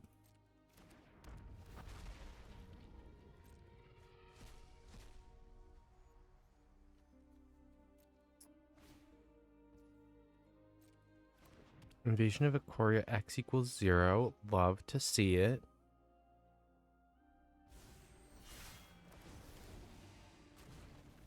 And they got my stupid worm.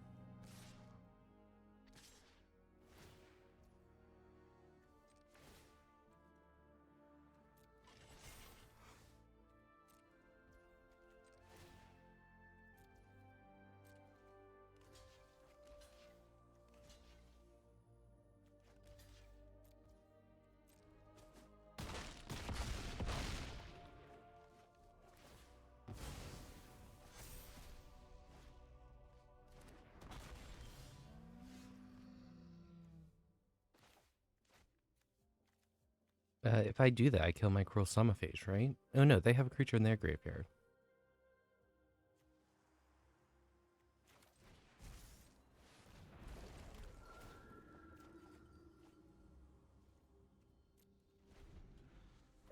It's not a good game. You played some of the biggest dinosaurs sooner than I could even get my deck going. I do not count that as a good game.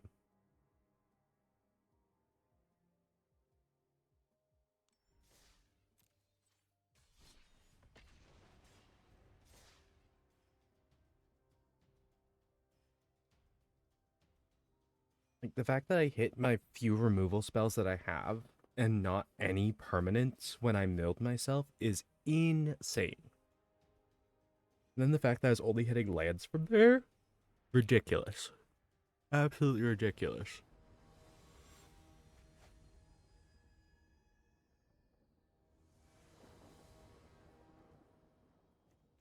I mean, I have 2 souls lost and defossilized, so I can discard something from my hand, no problem.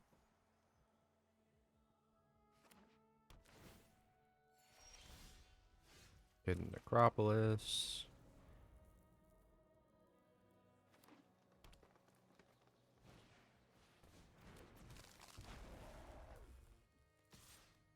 Get smacked for 1.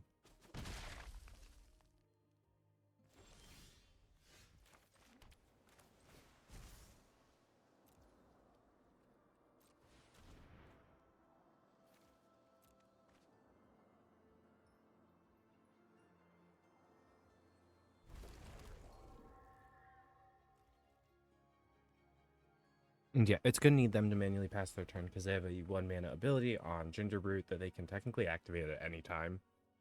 Although it doesn't really do anything outside of combat.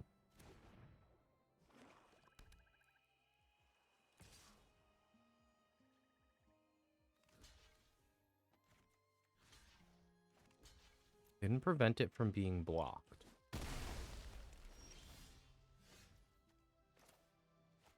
I go for the double black. Discard a card, auto pay, Dactyl Echo.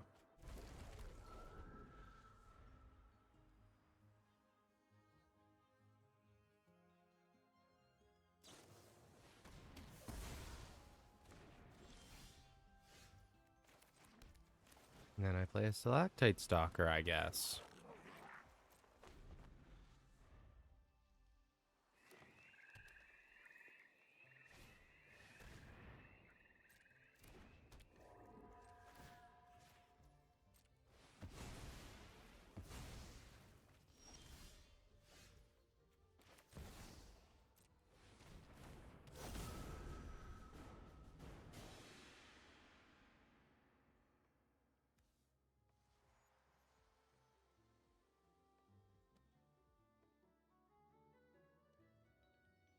My goal is actually that they kill this.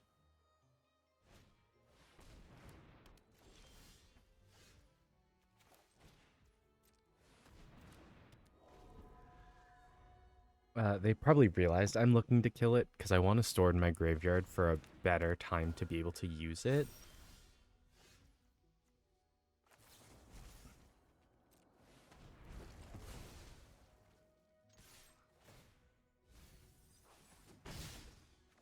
Mill a card, I hit my other defossilize.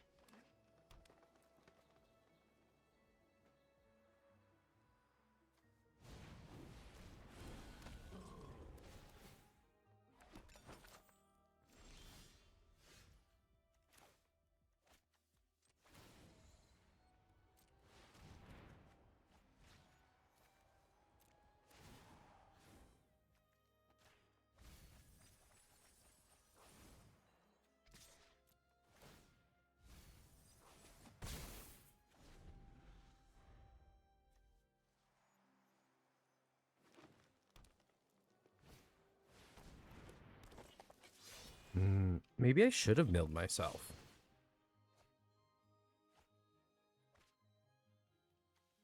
Because I mean, what? I have to take Gingerbread Hunter to face at the moment because I can't block him.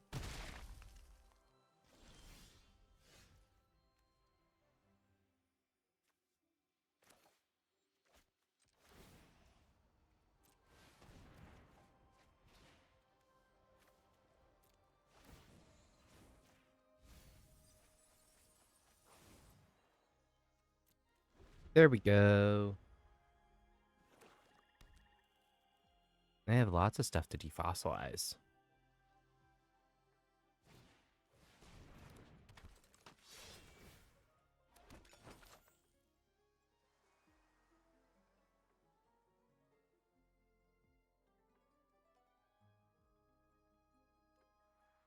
But 14 also gives me the confidence that I can defossilize without worrying about how many creatures are still in my graveyard.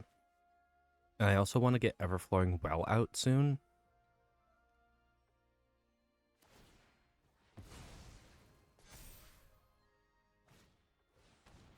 Tough cookie.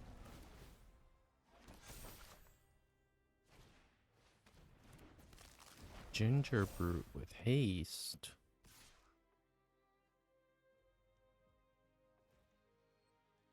Yeah, no, I need to take this. I mean, I could unlucky drop.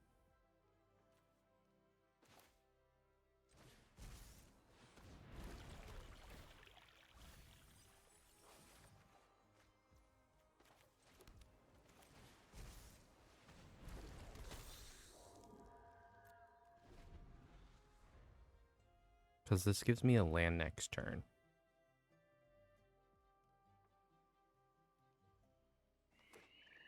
Also, being able to turn things into flyers will be nice. Oh!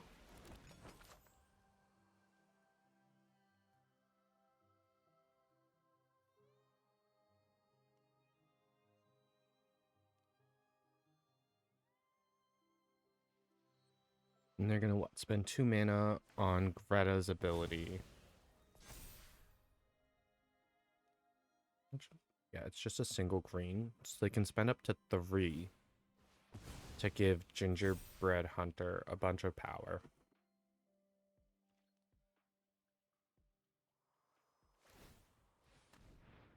So I'm gonna get hit by Gingerbread. That's okay.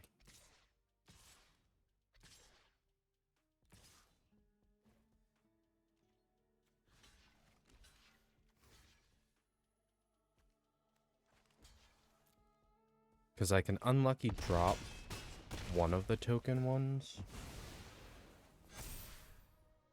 I'm just like out of mana.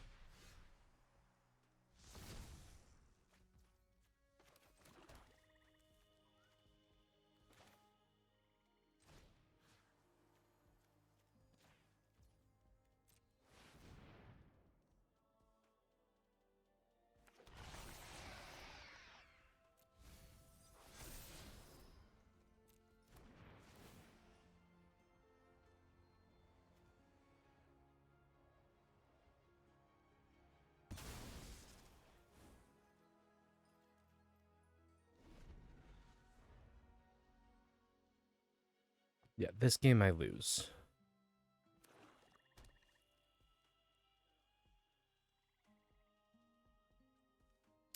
I am very proud of myself for handling all like the early threats. I just couldn't last till late game and still have stuff.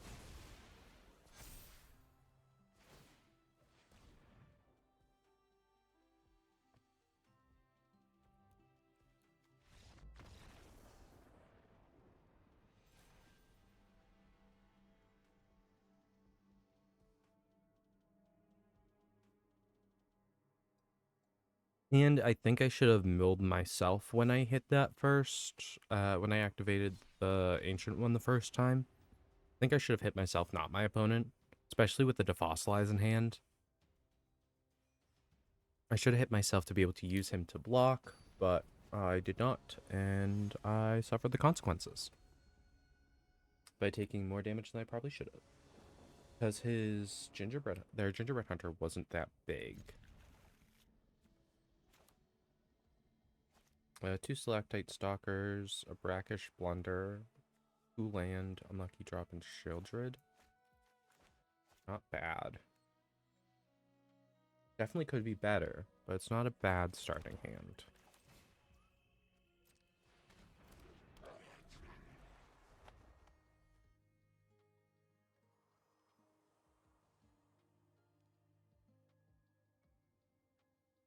I have no way to start descending. I just have the things that like me having descended. Well, I mean, I can force descend with a map token, technically. But this allows me to descend next turn. So that means I am no longer worried. Because this is, look at 2 cards, 1 in hand, 1 to graveyard. So this is when I want to see like my defossilizes, things like that.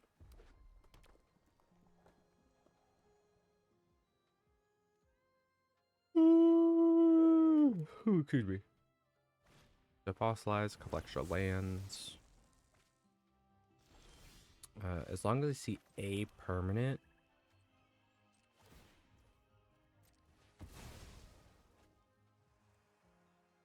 I'll take the hidden Necropolis.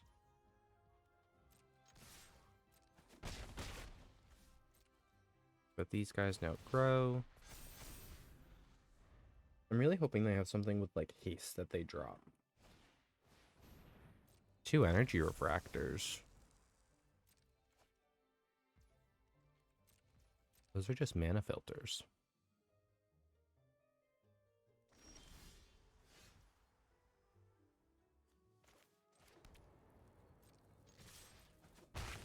I mean, there's no reason to not spend the mana to try to get up to Shieldred. Or to try to save the mana to get up to Shieldred. I'm just gonna return it to my hand. Actually.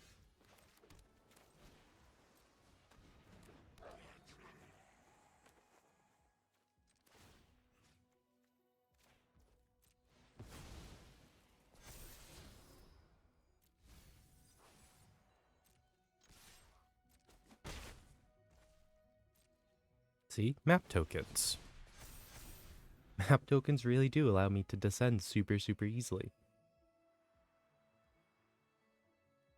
Because exploring is surveilling, but more complicated.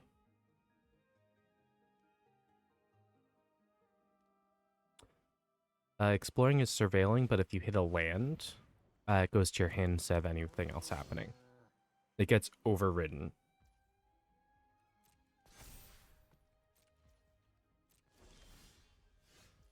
So I just play Shieldred and they scoop, right?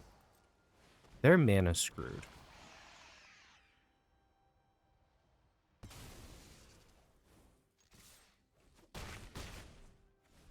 There's nothing that can help them here.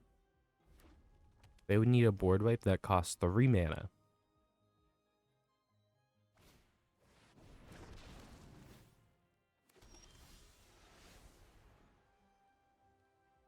I mean... hit them with the GG, bounce their creature.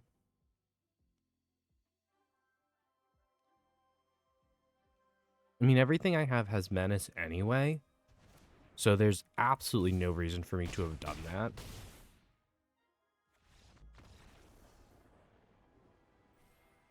But yeah, they were mana screwed, so I wasn't gonna sit here toying with them.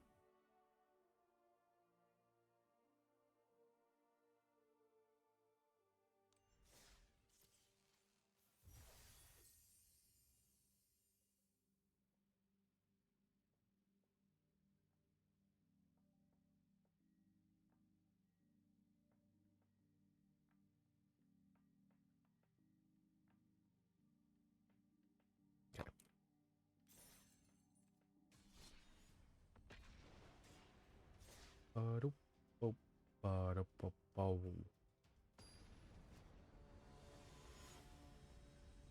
This might end up being the last game with this deck. I'm trying to time about 45 minutes to a deck at the moment. Because that's just kind of like the window of time I gave myself for the standard stuff.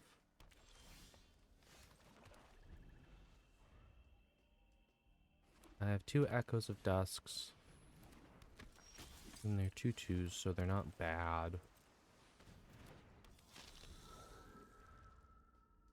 I want to get double Swamps out to make sure I will have enough for Shieldred.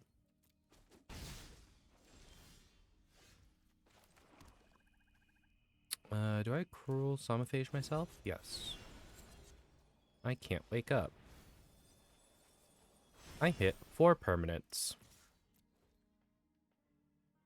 I didn't miss this time. I've missed other times when I hit Cruel Summophage, but this time I hit all 4.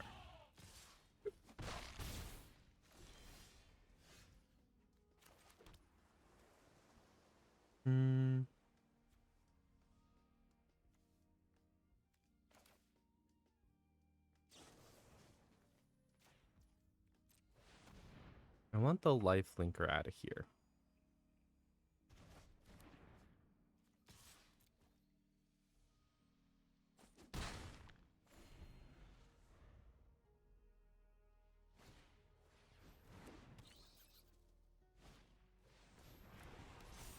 Because essentially I'm just buying time.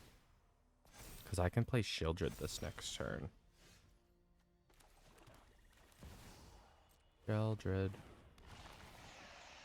Sack something.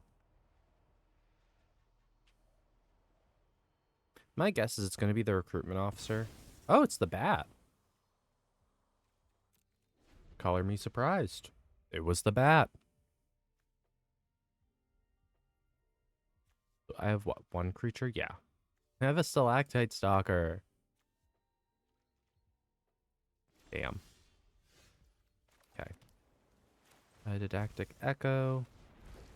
That's flying. Easy draw card or ask a puzzle door. Is better than the waterlogged Hulk at the moment. And because of Shieldred, they're not going to be willing to attack into me.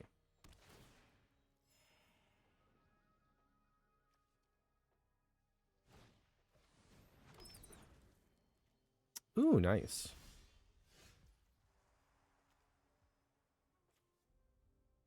What if I do this?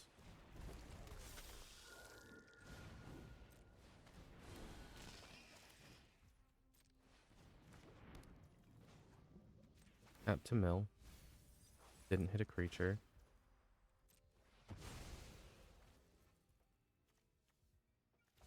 Join the dead. At least I've descended.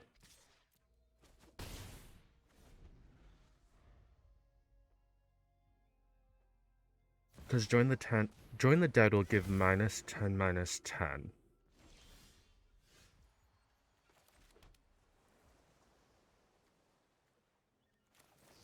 So what? I hit this guy? Very excessive.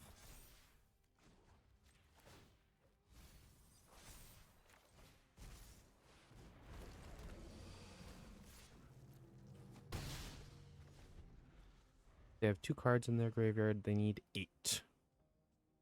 So that's the only thing with Shieldred, is I can't have my graveyard be super big and have Shieldred go nuts.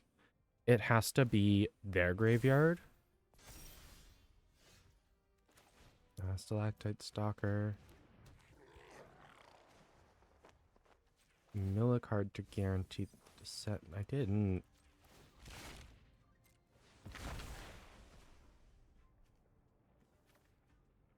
Or no. Or no, because this is craft, so it's exiled. Doesn't hit graveyard.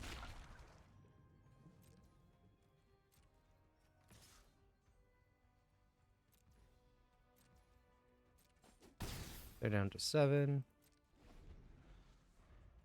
I mean, the 5/5 trample's a bit concerning. Make that a 6/6 with trample.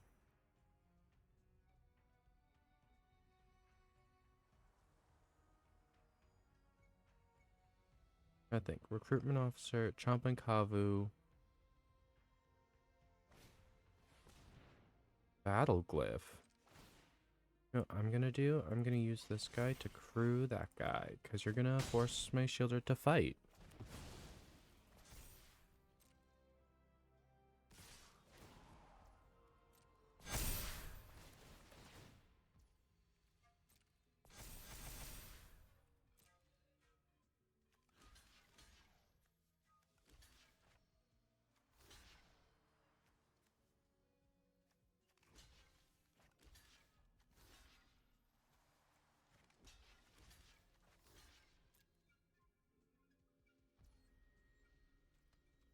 Really upset about the Shieldred thing.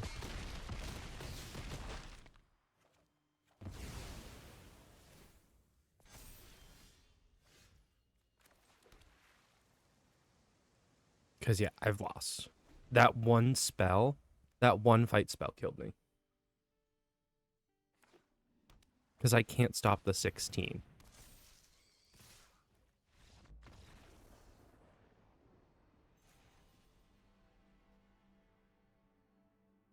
Damn. No, the worst part is that Shieldred wasn't going to flip anytime soon. Because their stuff just wasn't dying. It's 11:09. I don't think it'll be done in 6 minutes. I'll just switch over to the Rakdos deck. So Rakdos Descent. Seismic Monstrosauр gives me I mean, he has mountain cycling and he has sack of land to draw a card, so he gives me constant descend. Lots of utility lands, 2 of each of the volcanoes this time. 11-5 for basics, 2 Bloodfell, a Haunted Fridge, and a Restless Fence. So I do get a Menacey Insect. Aclazotz, because he's the only god I have, actually. I've not pulled any of the other... Oh, no, I have the blue one. But yeah, Aclazot's Deepest Betrayal. He's fun. But he is in this deck because my opponents are going to be sacrificing. This is a Rakdos discard deck. I have Painful Quandary, Invasion of Eldraine to get to Prickle Fairies, Brass's Tunnel Grinder because I care about Descending, Liliana of the Veil, because guess what? Not only is my opponent discarding cards, but I'm discarding permanents. That means I'm descending. So I have Join the Dead that cares about Descend. I have Braids that'll guarantee me Graveyard Trespassers so that their graveyard goes away. Gonna eat their graveyard because I need to play under the assumption that I will be facing other Descend decks. Deep Goblin Skulltaker, Descend. Echo of Dusk, Descend. Gixian Infiltrator likes me sacking things. So is the Lost, Descend. Raven Man likes people discarding. And he doesn't care who discards. So I can discard, my opponent can discard, we can both discard. As long as someone discards, a bird gets made. Tithing Blade for removal and getting Consuming Sepulchre is really nice. Enterprising Scallywag because I descend. Invasion of Asgul because it's removal. It forces them to sack something. Zayoa because she's really kind of who this deck is built around. It's built around her descending, or me descending, and then at the beginning of my end step, they discard a card or sack a permanent, or they discard a card, sack a permanent, or get dealt 3 damage to their face. And then Duress, Hopeless Nightmare. Those 2 just get cards out of their hand. Stalactite Stalker and Aki. Stalactite Stalker cares about descending. Aki Scrap Chomper cares about me sacking things. Or allows me to sack things. He's one of my sack outlets. So, he's sack outlet combined with Zayoa. Just a bunch of goblin shenanigans. It's Rakdos goblins sacrificing stuff. I'm sure if I stuck to the goblin typle, I probably would have ended up better. But might do a Zayoa deck with Ready in it, though. That could be fun.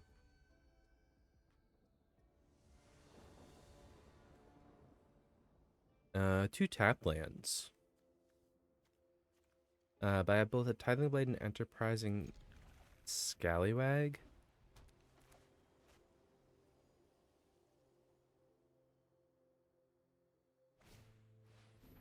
Hopeful Initiate. Are they running humans? Like in life.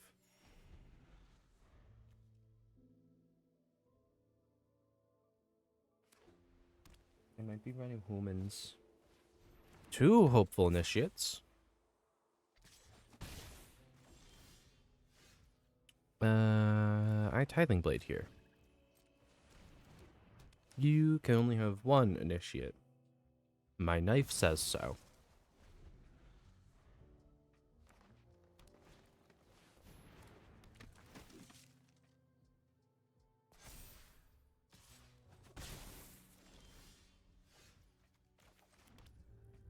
Enterprising Scallywag.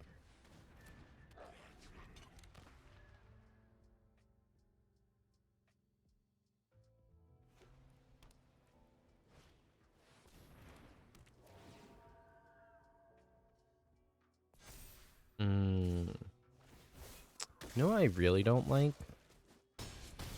The way this game is going.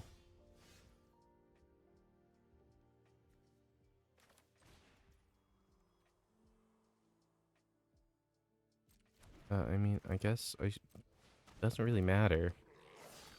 They're both 2/2s.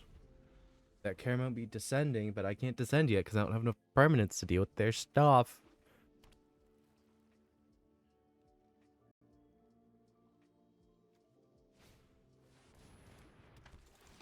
I mean, next turn I can descend and then echo dusk.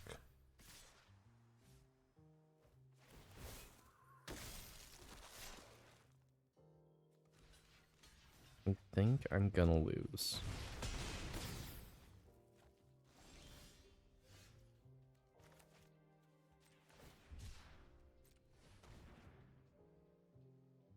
So I do this to find a mountain. Force descend, discard a card, auto pay. I will choose the Echo of Dusk. I get a treasure. This allows me to play Painful Quandary next turn. If I have a next turn. I don't think I'm going to be having a next turn.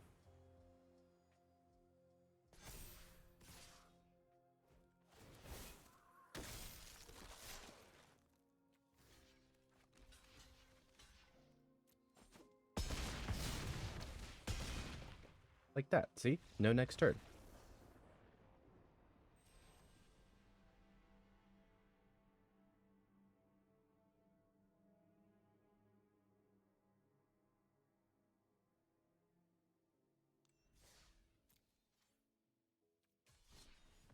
I wonder what they had in their opening hand. Because I know some of the stuff they definitely drew into because of how long the game went. You know, it was roughly 6 turns. But yeah.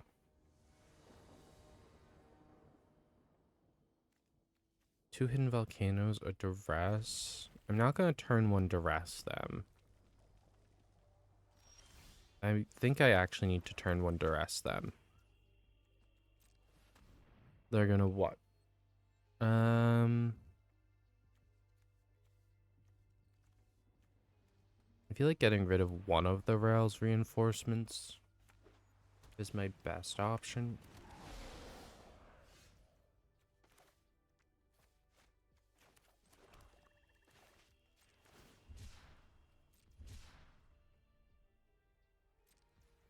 I should have played one of my hidden volcanoes.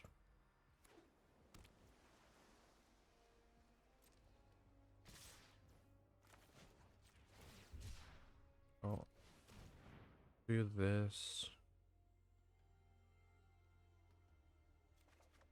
Find a mountain.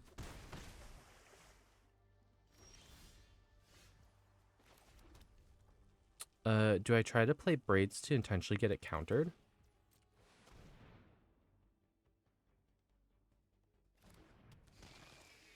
They didn't counter my braids?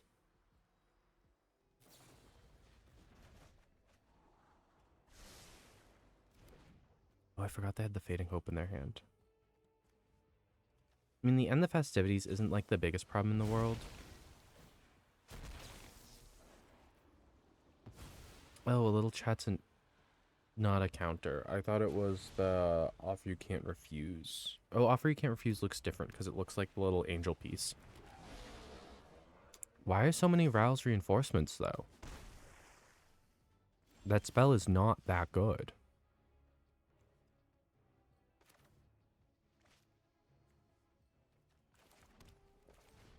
I try to play braids again.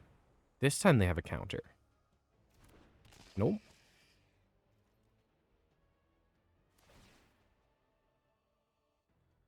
I'm going to decline there. Because I need to get to the Painful Quandary and Aquazats.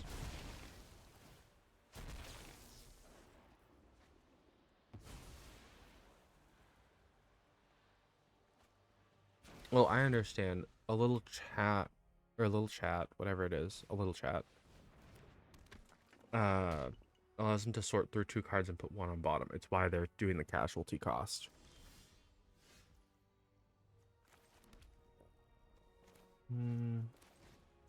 Deep Goblin Skull Taker.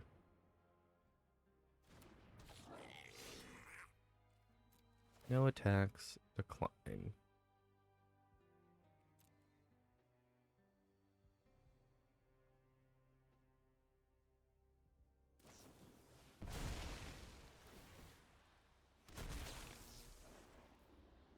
We are now producing one soldier every time we do our 2 little chats.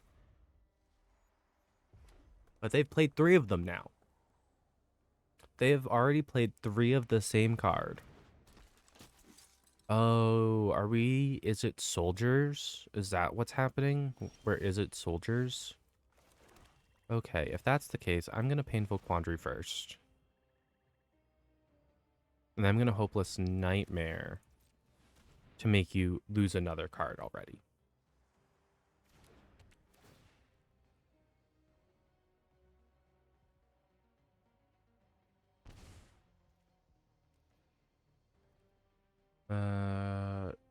No attacks. End of turn.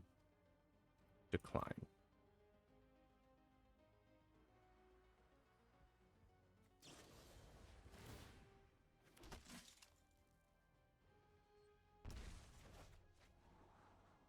They're trying to overwhelm me, is what they're trying to do.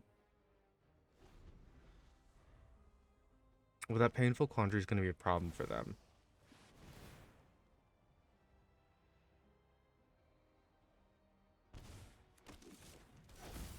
Interesting that they paid the life. Unless it's a shock spell.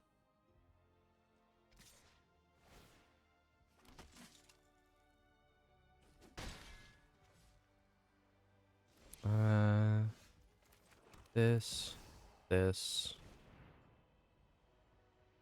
And actually, I am going to play the Enterprising Scallywag. Because I want the Arcane Bombardment gone. So I'm going to not attack with Braids.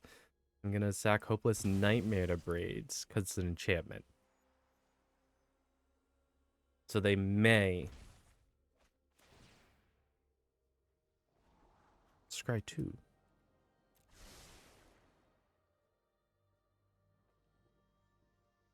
So see, this is where it starts getting fun. Because they do have a way to draw cards. Which means that my Painful Quandary won't actually cause them to be hellbent at any point. But they are low on life.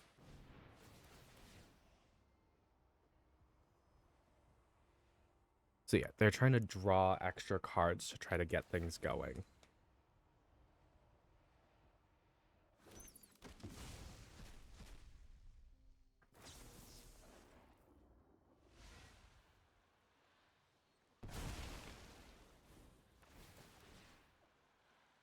Guess what? You cast another spell. Because that's what Arcane Bombardment does. Actually, I don't want to sack another enchantment. If I get another enchantment, I don't want to sack it to Braids. Because I think actually the Painful Quandary might kill my opponent before anything else does. Gixian Infiltrator. Zayoa.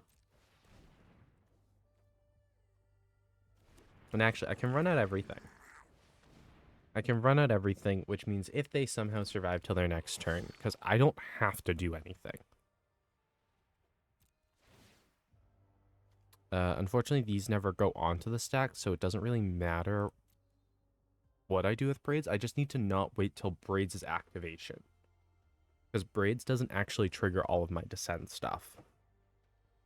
She triggers things with Fathomless Descent, or if something has like a Descent ETB effect.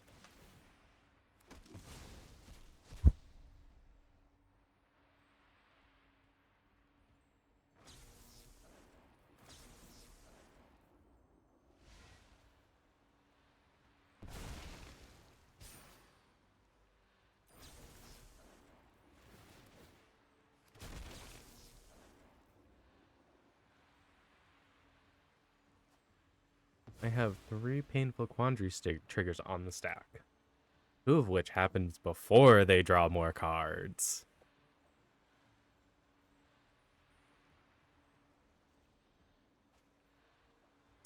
Ooh.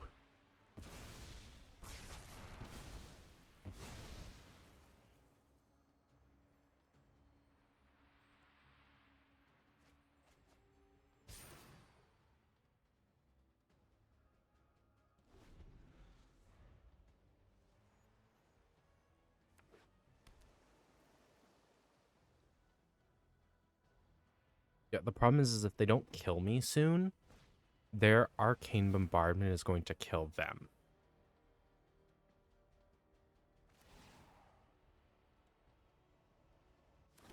Hey, look, remember my bat that you just killed? Because I do.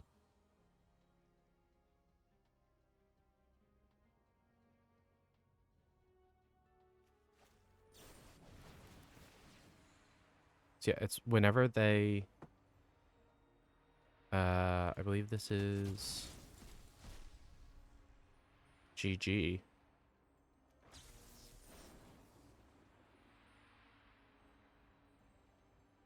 Because Meeting of the Minds... A little chat. And their other spell also goes onto the stack. And the Festivities hits the stack.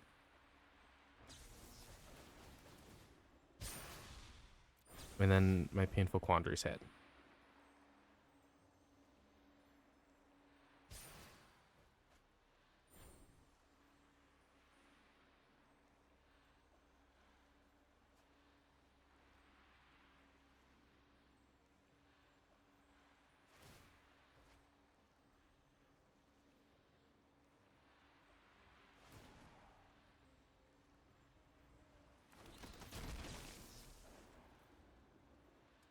What actually might happen is my opponent might mill themselves.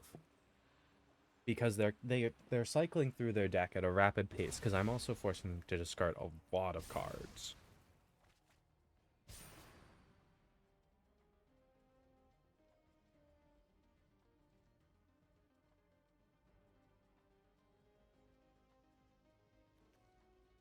So what, they chose not to play End the Festivities? Get this going.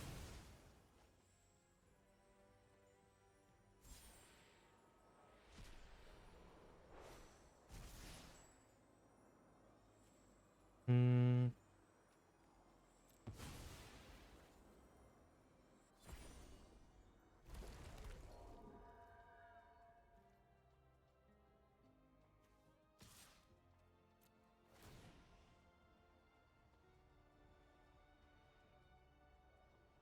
Gotta discard cards.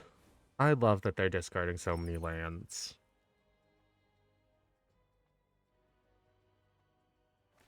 So what, they're gonna draw cards before they lose their Sky Strike officer? Are these guys soldiers? No, they're monks. Damn, that sucks.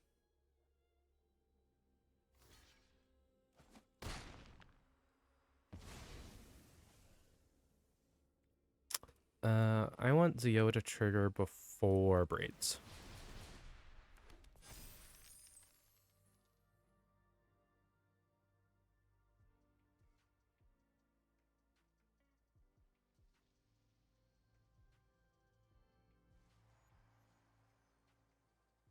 Because, I mean, I'm at the point where I'm going to start sacking things into Braids.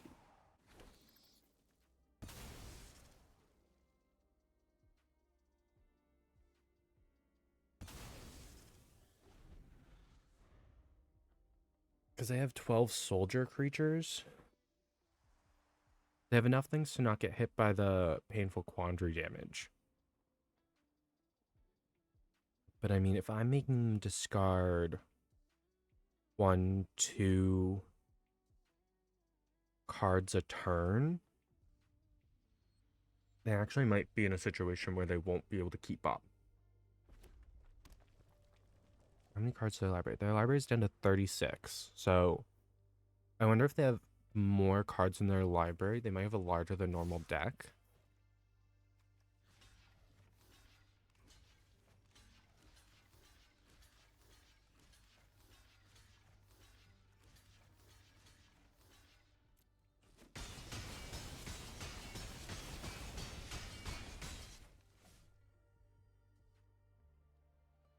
Because now they're going to hit more of my things when they cast.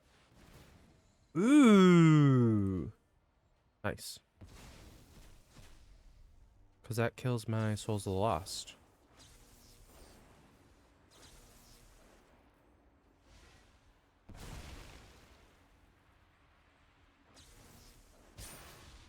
Three.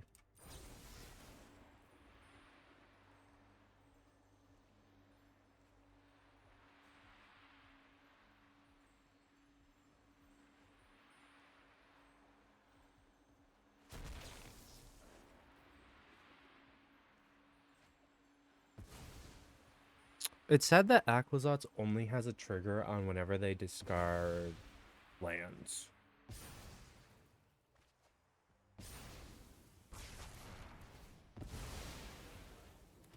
Yeah, they have a larger than normal deck. I mean, I can transform him back next turn. That's not a big deal.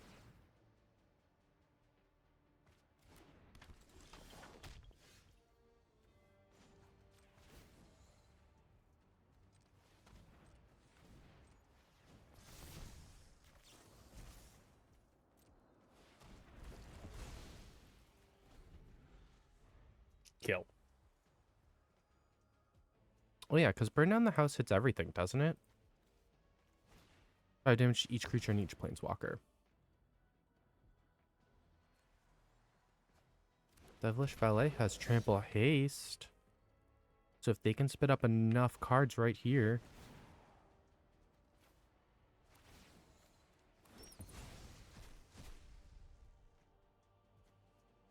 Two, four, eight. Burn the house down for 3. 2, 3. What is happening?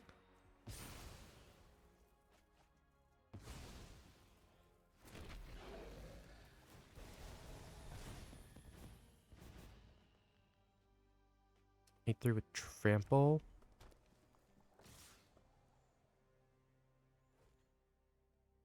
8, 9, 10, 11. I'm at live at 1 life.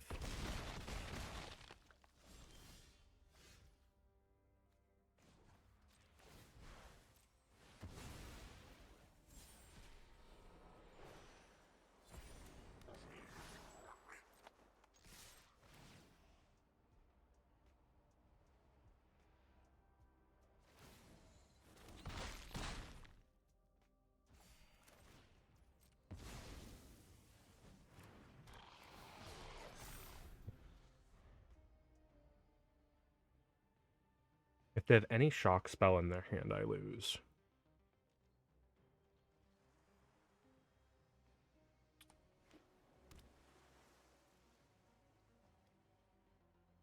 Are they just passing their turn? Oh, they meant to attack.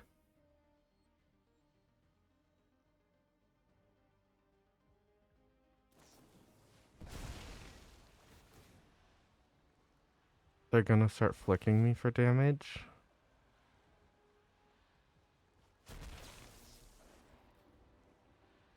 Yeah, and then they get their first card. Why am I not? Why is Painful Quandary? Painful Quandary already triggered. Oh, this is when Painful Quandary will start triggering again. Yeah, they had to choose exactly one spell. And they have, what, 2 devil triggers? And Aquazotz comes back. Oh.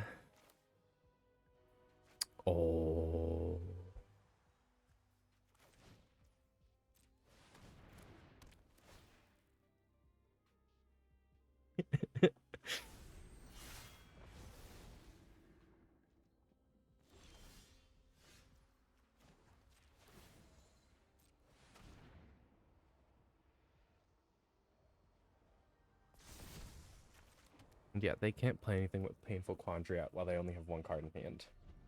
And my goal is to just hit... I mean, I can hit Aquazotz. There we go. They can't have any of their... They have to decline all of their spells here. Nope, that's it.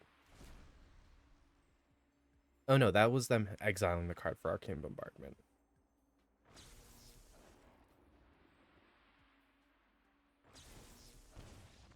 Well, there they go. I was like, are they doing it?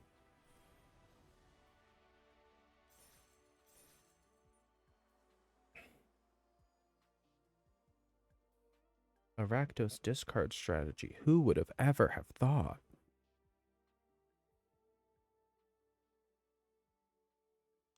And I mean, I'm just really happy with this deck because it doesn't follow the normal Rakdos shell. With a lot of the vampire synergies as well. I mean, because there's Blood Tithe Harvester, there's I'm trying to think. I mean, the turn 1 duresses, the new Nightmare enchantment actually replaces a lot of the duresses now. Which is really nice because it's a discard, they lose a life, and I can scry 2 later. So I'm starting to see that in the place of a lot of the turn 1 duresses. I mean, I have 2 Bloodfell Caves. Brass's Tunnel Grinder, which I'm going to want to flip into a land. I'm going to want to... This is another one of those legendary artifacts that flips into a legendary land that I really, really need to flip. This is also the third one that you guys have seen today. Because I've played the white one, which is on the smithy. I've played the blue one, which turns into the mirror pools. And this is Brass's Tunnel Grinder.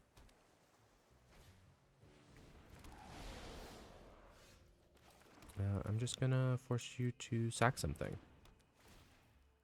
One less creature. But this is the second Is It deck I'm getting faced against. So I wonder if Is It's a bit more prevalent in the format now. I mean, there's been a lot of Is It love lately. Pirates give a lot of Is It love, especially since we got a new Captain Storm. Because now we have Captain Storm Cosmium Raider. That's why I actually have the Is It Pirates deck that I showed off on Friday. I did try to build a Grixis Pirates for Standard. It just doesn't work. There's too much going on.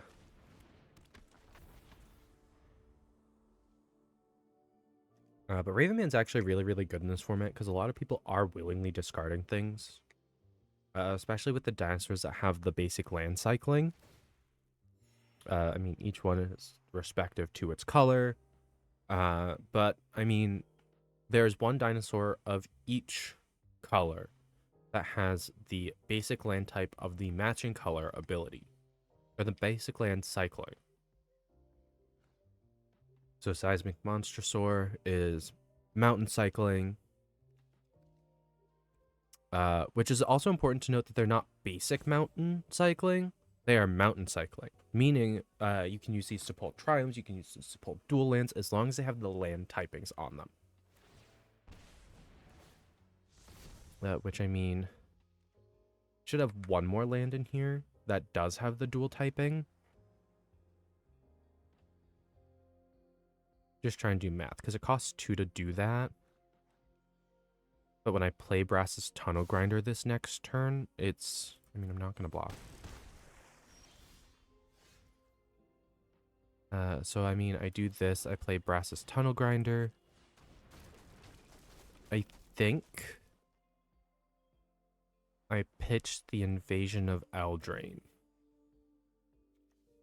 I'm unsure because it gets them 2 less cards in hand. And I guess that is kind of the purpose of my deck. And then a Hopeless Nightmare. Look at that. Oh, they lose 2 life. So yeah, and I mean, being able to sacrifice Hopeless Nightmare to pretty much anything, braids included, is really helpful. Because it's just whenever Hopeless Nightmare enters, is put into graveyard from the battlefield. But because I discard a card, Brass's Tunnel Grinder triggers Raven Man.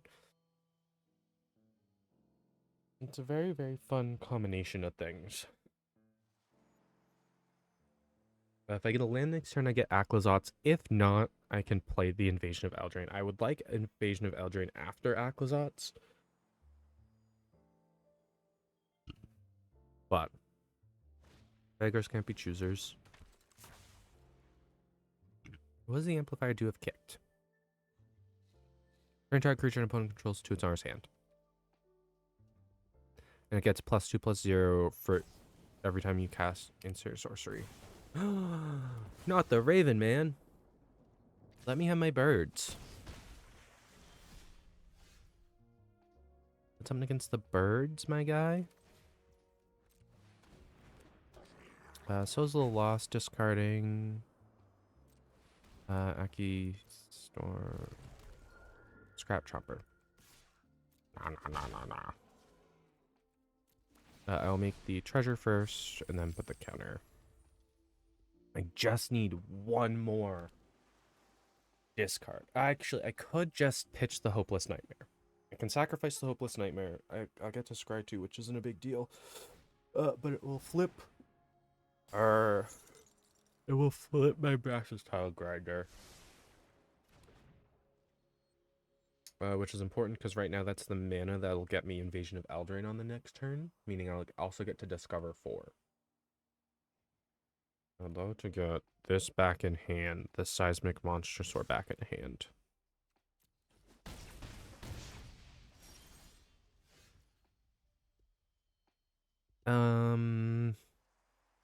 Yeah.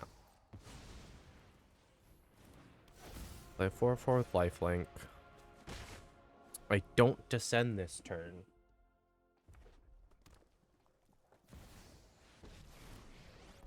Chandra. This war ends today. Are we gonna -4? We're sure gonna just -4, right?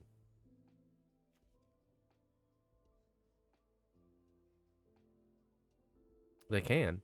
They can -4 hit Aquazots and Souls of the Lost. Kill my 2 biggest creatures. -5 straight to face? You burn. My guy, that is how you lose. Because I have a 4/4 with lifelink on board. Each opponent who can't draws a card. True.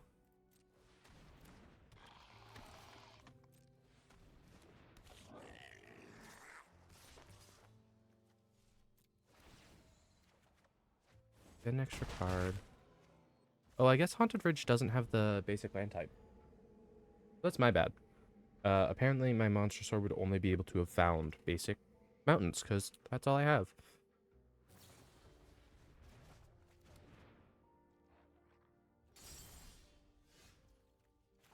I do this again.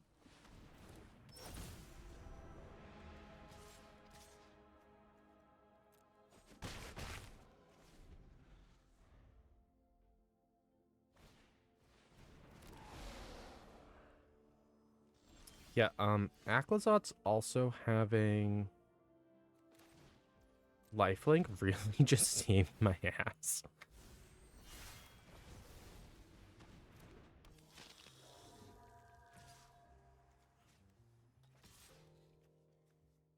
I can't attack with out of graveyard trespasser. And yeah, if they have 2 or fewer cards in hand, which I'll be able to keep that pretty low.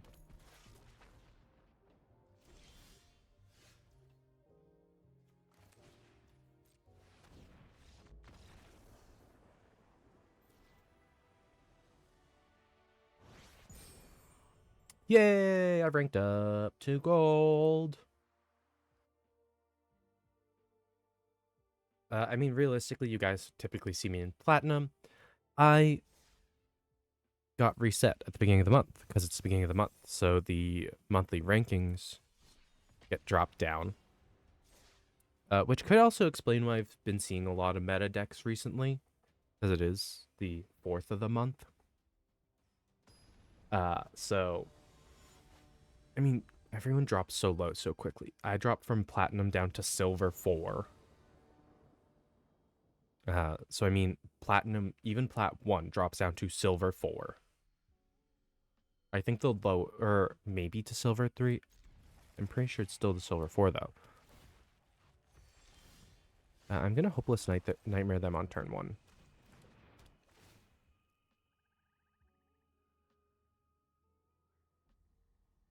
I guess though, hopeless nightmare is better than the rest, in the sense that no one loses life on duress. But they lose 2 with hopeless nightmare. It's looking like Rakdos vampires, which means I should be okay. My deck is going to be similar to theirs in a lot of senses. I'm pretty sure I also have a Varan in this deck. I might not. I might have taken him out.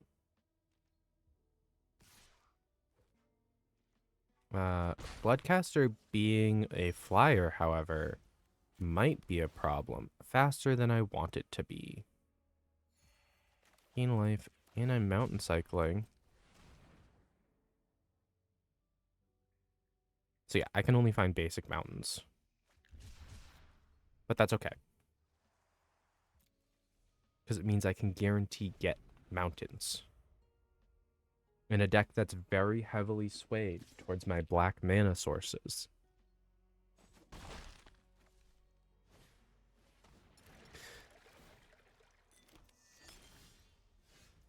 Play braids.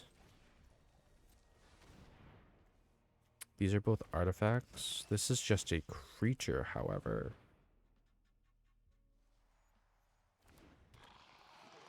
So when I go to end a turn, I'm just gonna launch my 1/1 into my graveyard. Braids. Guess what? I want to sack a creature. My opponent should totally not sack a creature to be able to give me cards.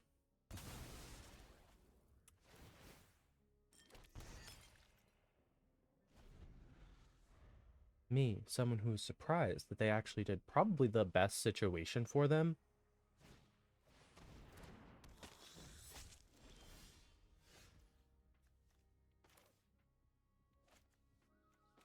Hi, welcome to hell. Population, me. Sack stuff, damn it. You don't get permanents. That don't you understand? No permanents for you. I will absolutely sacrifice my my dusk guy. Sack the executioner thing. Please.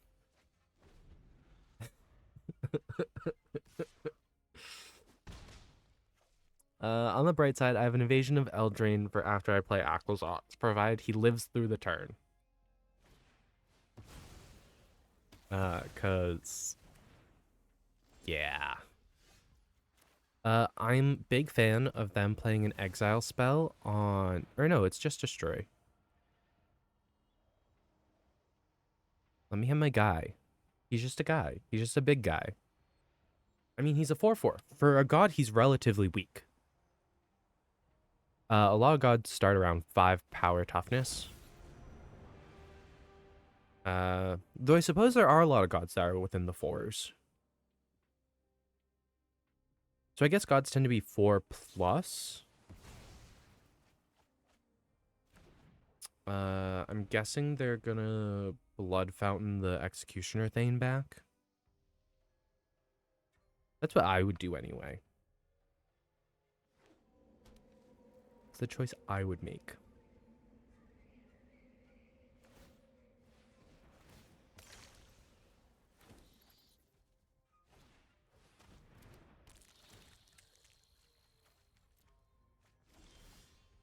Oh no, I am hellbent. Whatever shall I do? Make you discard more cards. I have creatures in my graveyard, yeah? Yeah, I do. I'm not going to eat the braids to flip my tithing blade, but realistically, I'm going to flip my tithing blade momentarily. Actually, I'm going to flip my Invasion of Eldraine this turn.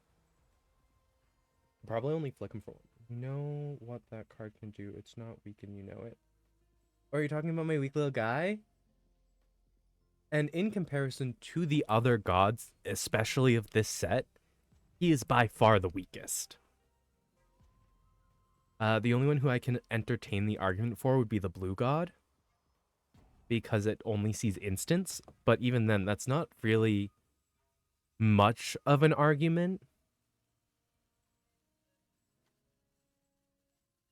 I mean, yes, his flip condition is easy. All of their flip conditions are relatively easy. I think the hardest one is actually the red god's flip condition. But that's just because I don't remember what it is. But no, compared to the other gods, the best thing about him is that he has lifelink. That's it. Remember the deck I built? It was just pain, you know it. Well, yeah, because you're built entirely around discard. I'm not saying that this deck isn't. This deck absolutely is. This deck is atrocious to face against. But compared to Braids, Aclazotz isn't that bad.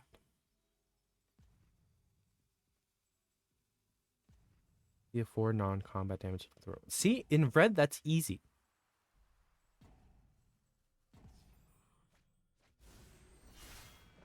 Boop. Boop. Because I like my life loss to be consistent.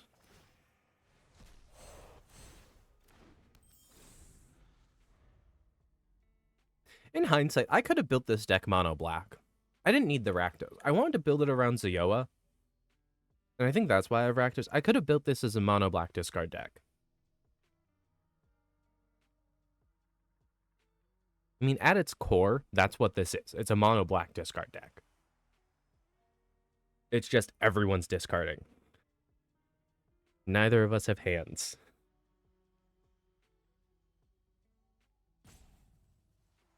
The reason why it's holding is they can technically activate Blood Fountain in response to this. Because Blood Fountain doesn't need to be at sorcery speed.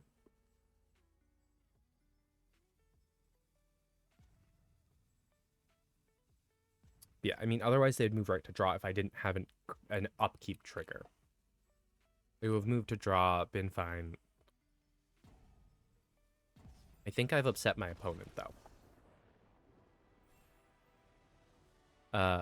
On the bright side, I feel less bad about being an asshole in ranked. The only one I don't remember offhand is the blue one. Black one is no cards in hand. White is if you attack with 3 or more creatures. Red, I just said, and green is essentially City's Blessing. The blue one, I can look that up because I have that card. And actually, it'll be easier to look it up through a deck that I already have. Blue in. Not Goth. God.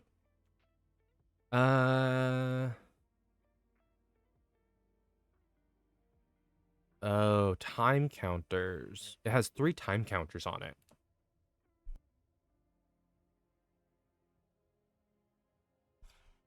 It flips with 3 time counters. But every time you add land, if you tap it to add mana, you remove a time counter in the process. I think this is the only one that can't flip on the turn after immediately. It needs a minimum of 1 more turn. It needs 2 turns after it has been killed.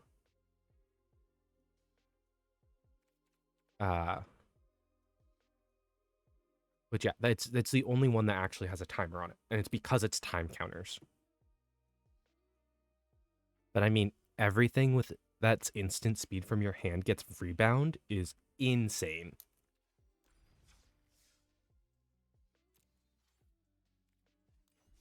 I do have a pack. I'll save that till the end because I should be able to get 1 more pack as well. Oh, this is like the end. I pay attention to time. Cancel. Get me out of the queue. the blue one's downside is the fact that it's that much weaker. It's the only one that takes an extra turn. And I think that's part of why it can be argued that it is weaker. But I mean, of the gods, those two are the weakest. A cheap pack for Wilds of Eldraine. I don't want a Wilds of Eldraine pack. I want this. Actually, I will use gems to buy one mythic pack. So 2 more packs to open.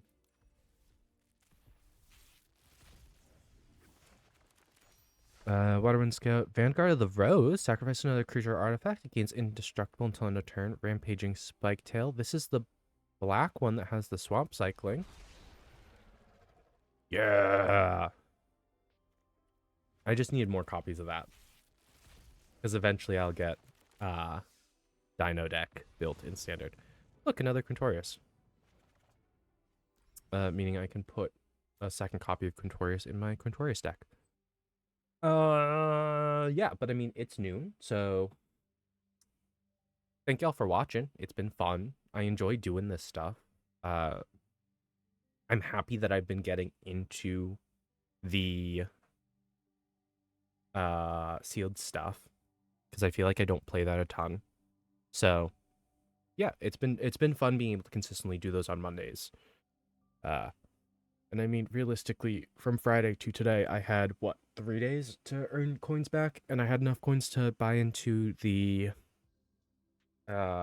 quick draft again. So, just saying, if I'm on top of it, I should be able to still do this next week. So, but, keep an eye out on the Twitter about the announcements about what's going on when. I'm just reping everything in chat again. So yeah, keep an eye on Twitter. Twitter will have the announcements about what I'm streaming when, as well as any kind of updates, changes in schedule, things like that, as well as a direct line of contact.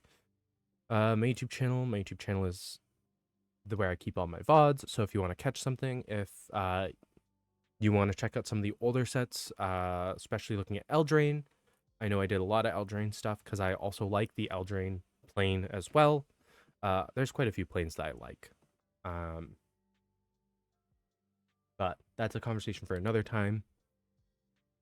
And yeah, also, if you're on YouTube, you should come hang out. If you made it this far, you should also just hit the like and subscribe buttons because the like button tells me you actually like my content. And the subscribe button means you want to stick around for more. And then you should also come hang out live. I do Magic content Mondays, Tuesdays, mornings, typically 9 a.m. start time. Though if I miss my early streams in the week, so if I miss my Mondays, Tuesdays, if I'm sick or whatever, I end up streaming Magic on Fridays instead. But that would be an announcement that's made on Twitter.